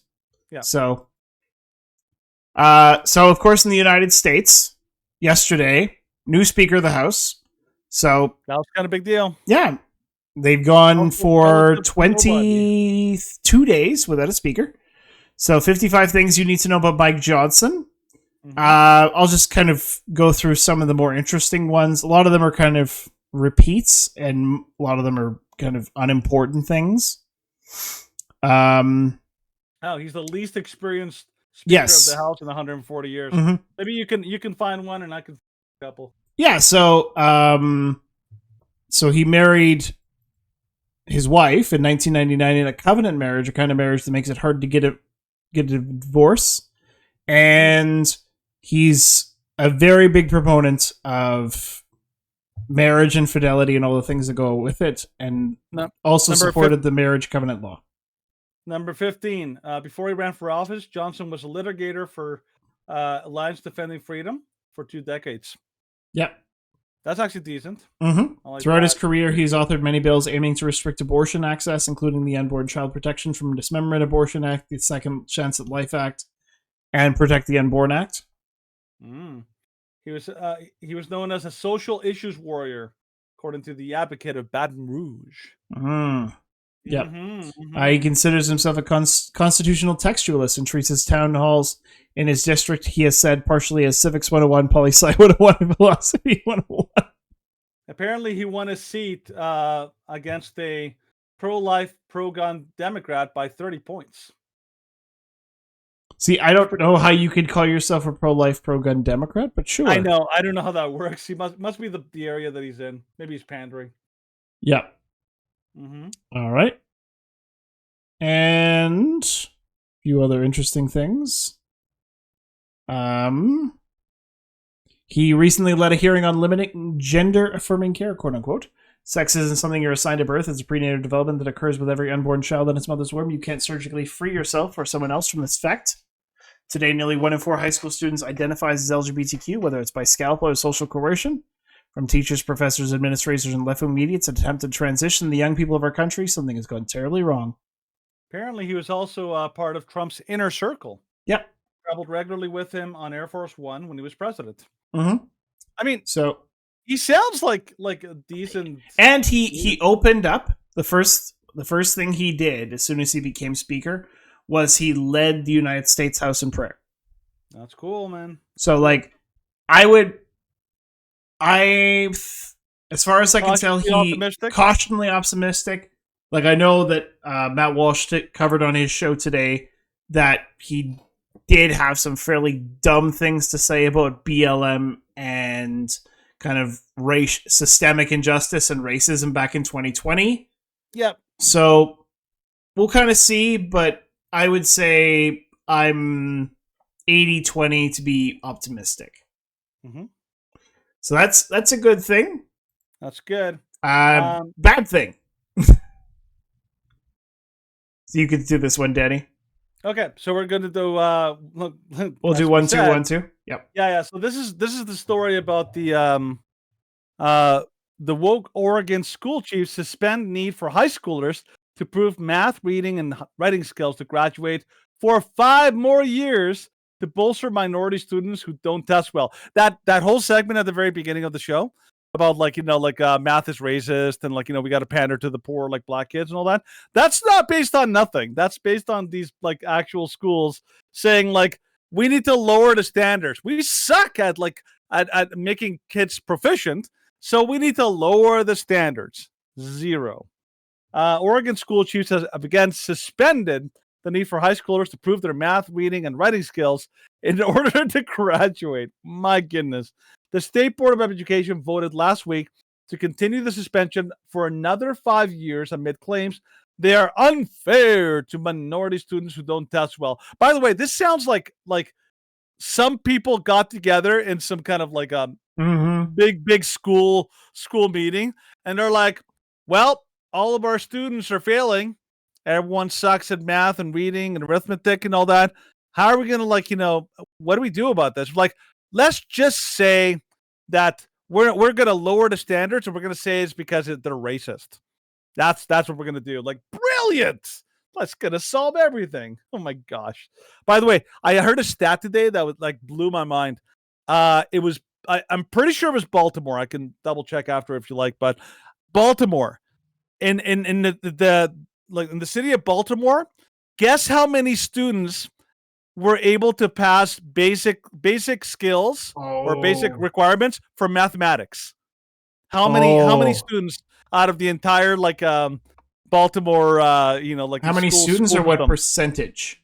What percentage of students passed the math literacy? Wasn't it 20? 0. Oh. 0. Can you believe? Wow. Not a single student. Apparently they have no Asians in that school district. No Asians? But I was like, are you freaking kidding me? Not a single student was able to pass the basic competency. Competency for mathematics. And I was like, whoa. Well, yeah, and this is it's unfortunately a problem across the board. My dad's a school teacher, and he was telling me about a child in grade 1, and they were spending ages. So another teacher was spending ages trying to teach this child how to count by twos. 2, 4, 6, 8, yada yada. Who do we appreciate? And doing the same thing with odd numbers 1, 3, 5.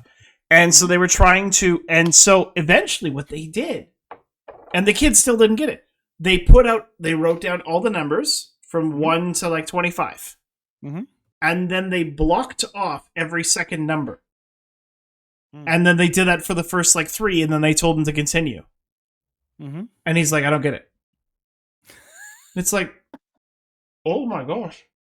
It makes you think. It's are kids actually getting dumber? And they're not even trying to. It's not insulting. Yeah, it's it's an observation. Is this what's going on? Are kids just not able to process these things anymore? And part of the reason I asked that is because I saw somebody argue that, or argue based on research, based on a lot of and things that they were looking at, that all of these modern tech platforms, particularly phones, TikTok and all these kind of things, they're completely rewiring brains. And so children's brains and their development is being stunted to the point where they're basically becoming. He was trying to say it in a very academic way, but the guy interviewing him was like, "Are you basically trying to say in a very roundabout way that these things are making kids dumber?" And he's like, yeah. He's like, well, that's a very reductionistic way of putting it, but yes. Essentially, yeah. Basically, they're not able to do things that kids before would have been able to do because of these things. So that's just one theory thrown out there. But yeah, I would not be shocked. But yeah, it sounds like this is becoming all the way across. Oh so, yeah, it's a very. Yeah, I think they said the same thing about TV back in the day. I'm not sure about this theory. Yeah, I think that I think it's more related to the kind of the way we do entertainment nowadays. Mm-hmm. Entertainment nowadays, it's meant, specifically meant, to be short and flashy. And the attention, like it's fairly well known, it's fairly well documented that attention spans in the modern in kind of children these days is far reduced. So whether or not that's directly linked, I think it's more of a causal relationship than a correlation, but Yeah. it's something which I think it'll reveal itself even more in the coming years. But let's continue on. So from Rebel News, who is kind of a favorite news source of ours here in Canada, seeing as how we know several Rebel News members. BC Nursing College cites Jordan Peterson's tweets against expert psychologist during Amy Ham's hearing. So Amy Ham, you may probably not have heard about this. So she is potentially losing her nursing license over stating mere biological fact. So she's facing potential censure from her professional regulatory body for stating there are only two genders while co-sponsoring an I Heart J.K. Rowling board in 2020. So she told Rebel that following complaint by two members of the public, she received tens of thousands of messages that threatened her with hate and abuse, thing that has the effect of showing people how toxic this debate actually is. Mm-hmm. And then during the disciplinary hearing, so they cited the fact that Jordan B. Peterson could have his license revoked because of his statements that he made on X. So they were using his case as a basis for potentially having her lose her license to practice. It is, dang, man. Oh, it's laughably scary, the state of freedom of expression and kind of freedom to practice your religion and practice what you believe. Like, Canada it's scary, and it's absolutely hilarious because I get involved with a lot of Twitter spats online, and there are a countless number of people that try and tell me that Canada is the freest nation on the earth, and I'm like, you are off your nut. A lot of these people are it's the what do you call it? Favorability bias, which we had this during COVID. Now we had people who basically said, like, oh, like, Christians aren't being oppressed. Like that's not they're not. There's no persecution. Well, how do you know that? It's like, well, because I've never faced persecution. It's like, well, you haven't taken any kind of a stand. Yep. You've basically You've been gone hiding along with everything you've been told, and you basically say, yes, sir. Like, like, like, got me harder, daddy, kind of thing, right? Mm-hmm. The same idea, I think, may happen with these people. Anybody who's on the left, and particularly like very like supportive of like everything the government does, they don't believe that there's any persecution or oppression because they don't experience it. But the reason they don't experience it because they're not a threat to the system. And so they just they believe because of that, like, oh, like, so there's the same people that believe that Twitter never censors people, Twitter never what do you call it, shadow ban people. Like, this is before Elon Musk took over. People just didn't believe it. They're like, no, it doesn't happen, because they never experienced it. None of their friends experienced it because they're all on the right side. And so they just they refuse to see it. So that's why I think people respond like that to those kind of things. Like they say, like, oh, it's super free. It's like, well, you've never actually been on the other side, so you don't know actually what freedom looks like, kind of thing. All right, let me take the really difficult story. So this is from Daily Mail, and I'm covered in enough detail, but we could call this the weekly exposure if you like. Okay. Sure, because we already used it, but this basically is a weekly exposure. Mm-hmm. Let's talk about the infamous, and he is infamous now. Yes. Robert Card, the mass murderer in Maine. In Maine, yeah. So from Daily Mail, police megaphone says Robert Card you're under arrest. Come out with your hands up during FBI standoff at home linked to Maine shooting suspect. Drama as manhunt for killer who shot dead 18 continues after suicide note was discovered. FBI agents were massed outside of Bowden main house on Thursday night, telling a person or people inside, "Come out with your hands up." The FBI was shining a spotlight on the house, and an officer with the bullhorn was telling a person inside, "Follow my instructions." Robert Card, age 40, accused of shooting dead 18 people in Lewiston on Wednesday night, lives in Bowden, as did his parents, brother, and sister-in-law. A standoff, which took place, they believe that is Robert Card, who was at the standoff. And it looks like the suicide note he left at home was a suicide note addressed to his son. The FBI agents were looking, like, basically just repeating what we covered. At 9 p.m., a giant SWAT vehicle led a final convoy of 6 vehicles leaving the property entirely. The helicopter also left. Minutes earlier, SWAT officers in full combat gear and helmets walked slowly in front of the lead armored truck with the service dog. They appeared to join the roadway from the rear of the property they were searching. So it sounds like they have him. Yeah. It sounds like they basically apprehended him. I could see why they have like all of the stuff outside, because the guy clearly has enough the resources, and he also probably has he has the training, because one thing we know about the killer is that he is he was former military. Former military, but he was also an instructor in, like, weapons or whatever. So Yeah. he's very proficient. So another thing we know is that he also had a lot of mental issues. Yes. So from his sister, says the 40-year-old Army Reserve firearms instructor. Could have targeted the bar and grill and the bowling alley in hopes of finding and shooting his ex. His ex-wife filed for divorce in 2007, which was 16 years ago. They were granted joint custody. It's unclear whether she is his most recent ex. Card is still on the run and considered. I don't think he's still on the run. Oh, yeah, he's still on the run now. Considered armed and dangerous after he carried out the year's deadliest shooting at around 7 p.m. on a Wednesday. He's feared he may have fled on a boat he owns. Which would explain why it was so difficult to track him down. Yep. You don't usually hear about this, eh? Like, a person that goes on a shooting spree like this, being able to evade police for this long. Well, but I guess, like, if he's a firearm instructor and a former Army Ranger, and he's got a boat, that also helps. Yep. Eventually, he had to go somewhere, so, like, Yep. I think he was maybe trying to find a place to hide, but he kind of went back to his house.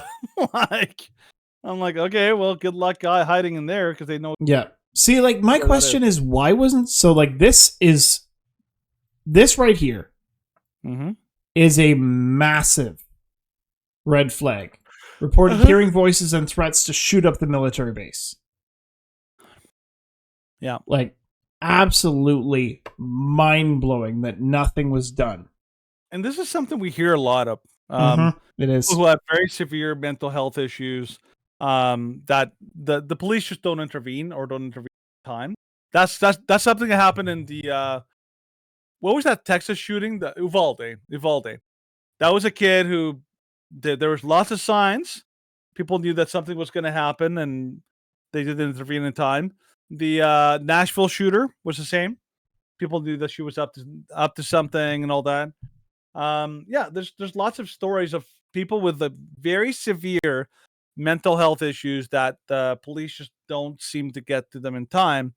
Part of it makes you wonder is, like, it's the media, it's the are law enforcement able to do anything, or is this a failing of the law enforcement system?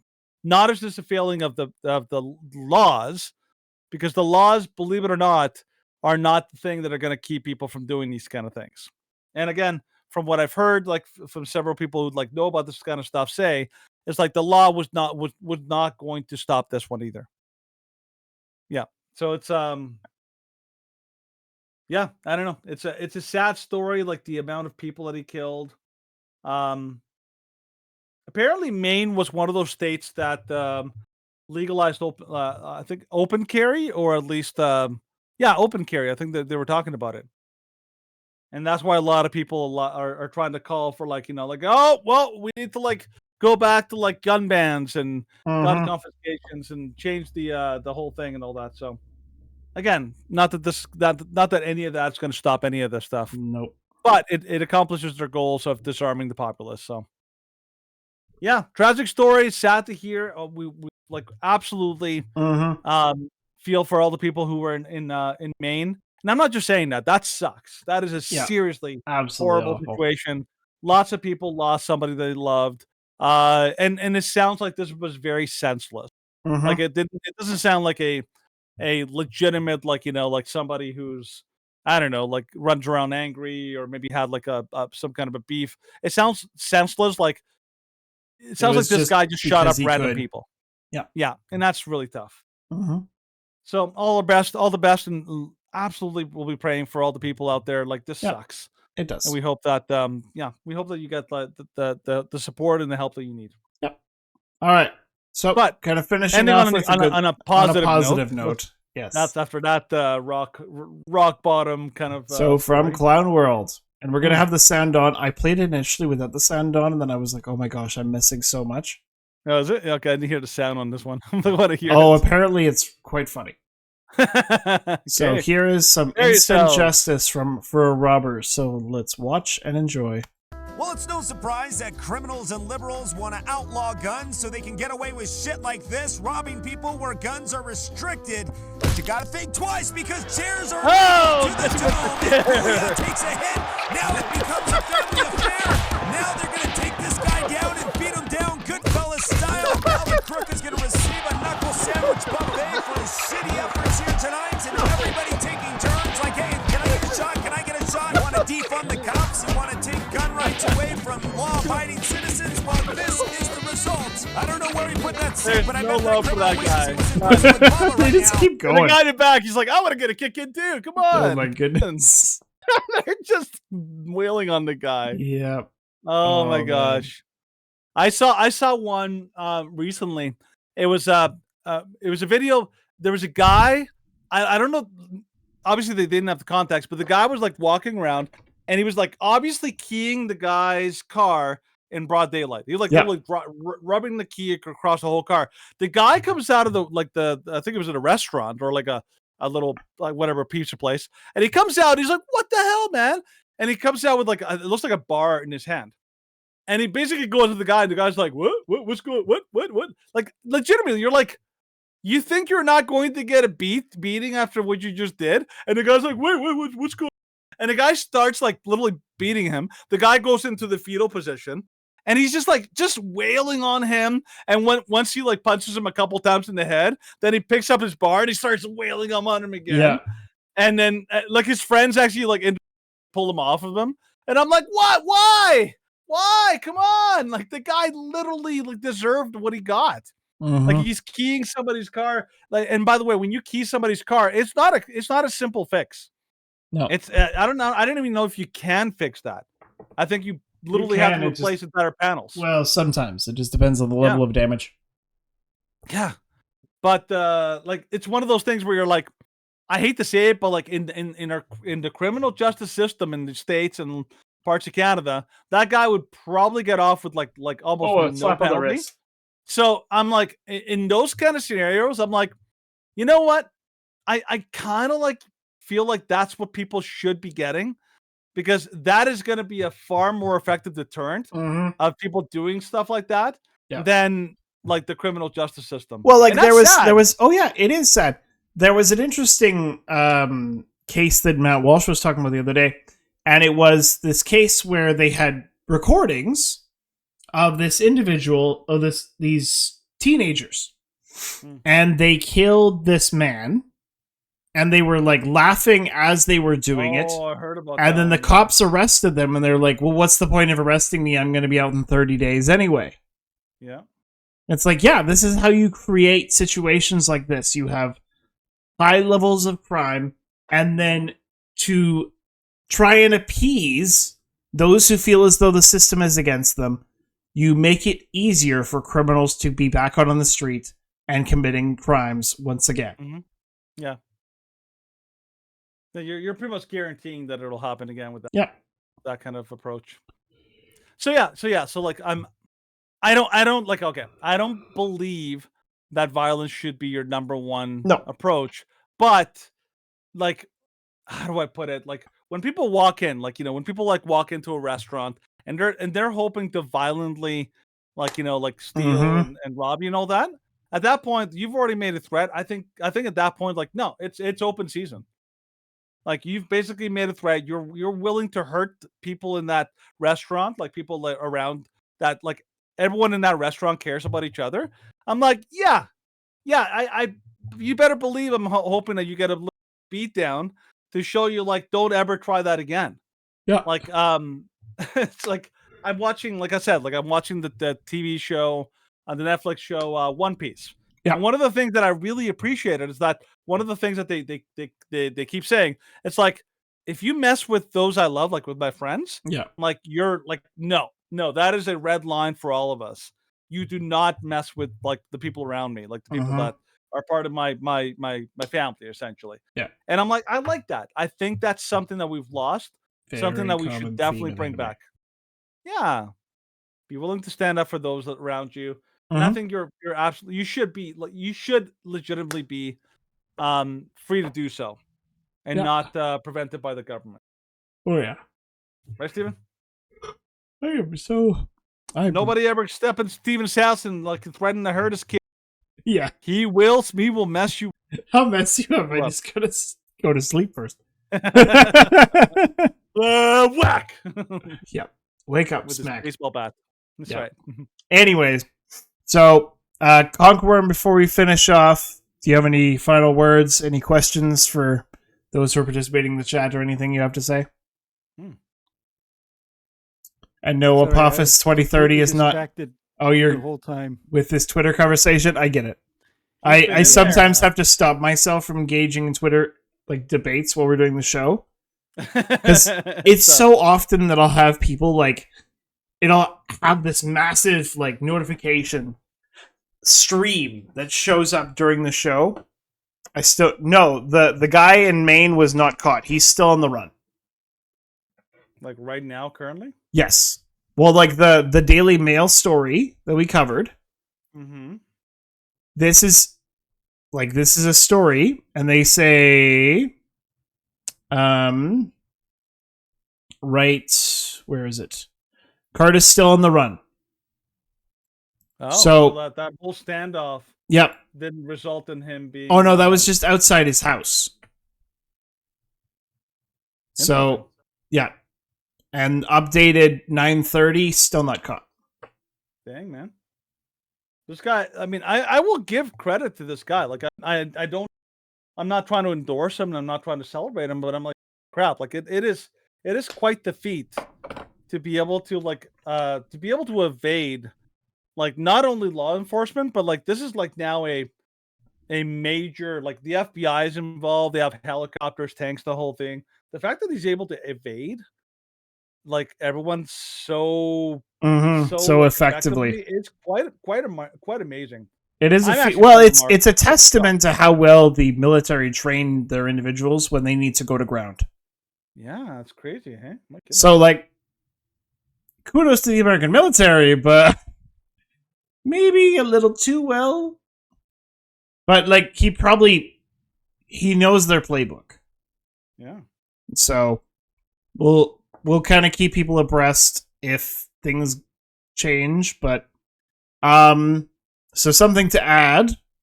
So Tuesday is Halloween, so I will be trick-or-treating with my kids. So there will not be a show on Tuesday. Ooh.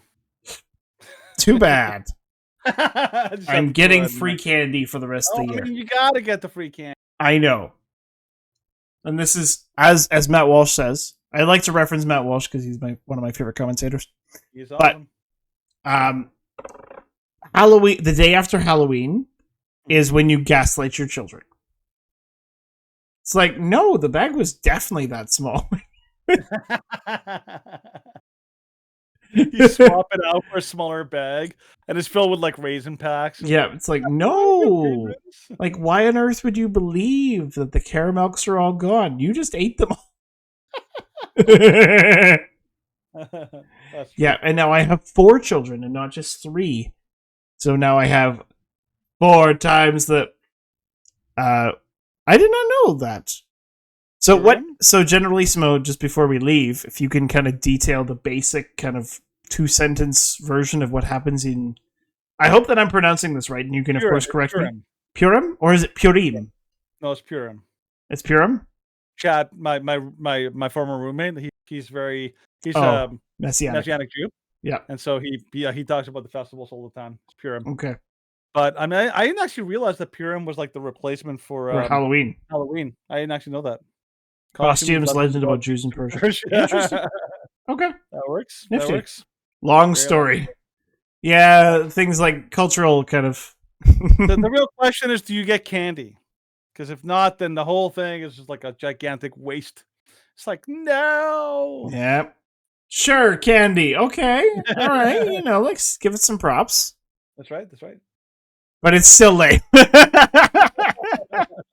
We'll take your word for it. It's like, I will admit, I liked our brother. I liked our kind of people that we worshipped with at Fairview. Mm-hmm. But the whole, like, was it the Reformation Day? I was like, this is lame. I did one that was actually a little bit better when I was part of. I was a young adults leader at for BYA, like another group. Yeah. And what I did for a Halloween, I was like, you know what? I'm going to do something interesting this year. We're still going to have a costume party. Yeah. We're still going to do all the things and all that. But what I did, I said, here's the thing. We're not going to dress up like just whatever. We're like, the goal and the challenge I gave to everyone is, I want you to dress up like someone that's a hero. Okay. Basically, we call it heroes, the Heroes Day or something like that. Okay. And the idea is that Halloween can sometimes delve into the slutty, or it can delve into the scary and like the occult and all that. And I'm like, why don't we actually celebrate? Use the costume idea to celebrate people that are uplifting and that are virtuous. I think that's ultimately what I wanted to do. And we had people were so creative. Some people dressed up like Mother Teresa. Some people dressed up like Martin Luther. I was like, that was pretty good. And somebody dressed up like Sergeant Slaughter from wrestling, from WWE, and I was like, yeah, I know who you. Yeah. See, I'm gonna sort of be pulling something similar to that. So Steph and I are going to Shelly's costume party. So Shelly, if you are part of the live stream and you do not want to see or hear what my costume is tomorrow, then leave now. Cover your earmuffs. Yeah, cover your ears. I'm gonna go as Pierre during the with the Apple conversation. So I'm gonna have like a suit jacket and a dress shirt, and then have aviators and an apple. Steven's costume last year, apparently, definitely shocked a lot of people. It definitely great. It ruffled some people because they were like, "What is it?" And I'm like, "It's the man who believes that he's a woman and has like the gigantic breasts, whale-sized breasts, and all that." Yeah, no, and literally, I made that costume by going to Walmart. And I bought giant dodgeballs, and I shoved them in my shirt. They were super awkward to wear. Even balloons weren't big enough. No, they were super big dodgeballs. That's awesome, man. Good anyways, for those who participated in the chat, for those who joined the audio, thank you for joining us on this kind of October open mic night. We hope that everybody we do the live stream. We do the live streams Tuesdays and Thursdays. Usually at the same time, 8:00 in Calgary time. Yes. And yeah. So, and then of course the end of see ya, Generalissimo. We hope to hear from you again. And if you find a mic, then you are more than welcome to join us for our next open mic night. Absolutely. So, with that being said, you can find us on our video platforms at YouTube, BitChute, and Rumble, and our text platforms at Gitter, Twitter, and Facebook. Yeah. Also, if you have a Rumble account, please subscribe there. Yeah. We're trying to get to 100 members because then we can stream on. Then Rumble. we can live stream on Rumble. That's right. And that will, Rumble. There won't be any issues with like censoring what we have to say. So that's right. That's right. That being said, you can also check out our stuff on our website at theshrewddudes.com. And Danny, sign us up. Well, we're not going to have Tuesday News Day, but we'll be back next Thursday for our regularly scheduled live stream. it's always great to to talk about this stuff, to discuss the things of the day, and yeah, we always like to hear what you guys have to say as well. So feel free to send us a message on through our website. We have the email there. We also have Twitter. You can send us messages there, and also on Facebook. If you're on Facebook, send us messages on there as well. But as always, we're the Shrew Dudes. Our goal is to inform and to basically show you guys how to debate properly. And our motto is always is why be shrewd? Why be rude when you can be shrewd? I always got it wrong. I always got it wrong. I know. I got you. So thank you everyone for watching and listening. We'll see you again if you've watched this long. Feel free to leave a like as well, because I mean, believe it or not, likes mean that likes, comments, all that kind of stuff mean that we can actually get more reach. And also, feel free to share if you feel our show's good. Share with your friends. That way we get more. That's literally the only way we're going to get more reach if you share our videos with other people. We're well known. We're well known amongst the LGBTQ here in Calgary, but apparently so well known that they knew my face. They're like, Yes. I know you. I know you. Right. So here we go. hi. Yeah, it would be actually very interesting of the two groups that we are most known well amongst. We're the LGBTQ in Calgary, and then Israelis. Be like the Israelis be like, yes, they have a cult following. Hey, you guys are of this awesome. podcast from Calgary. You're pro Israel, pro Israel. Yes, we are. All right. That's good stuff, man. Right. Yep. So we will see you on Thursday. Have a great night. Have a great weekend. And as always, God bless. All right. Good night.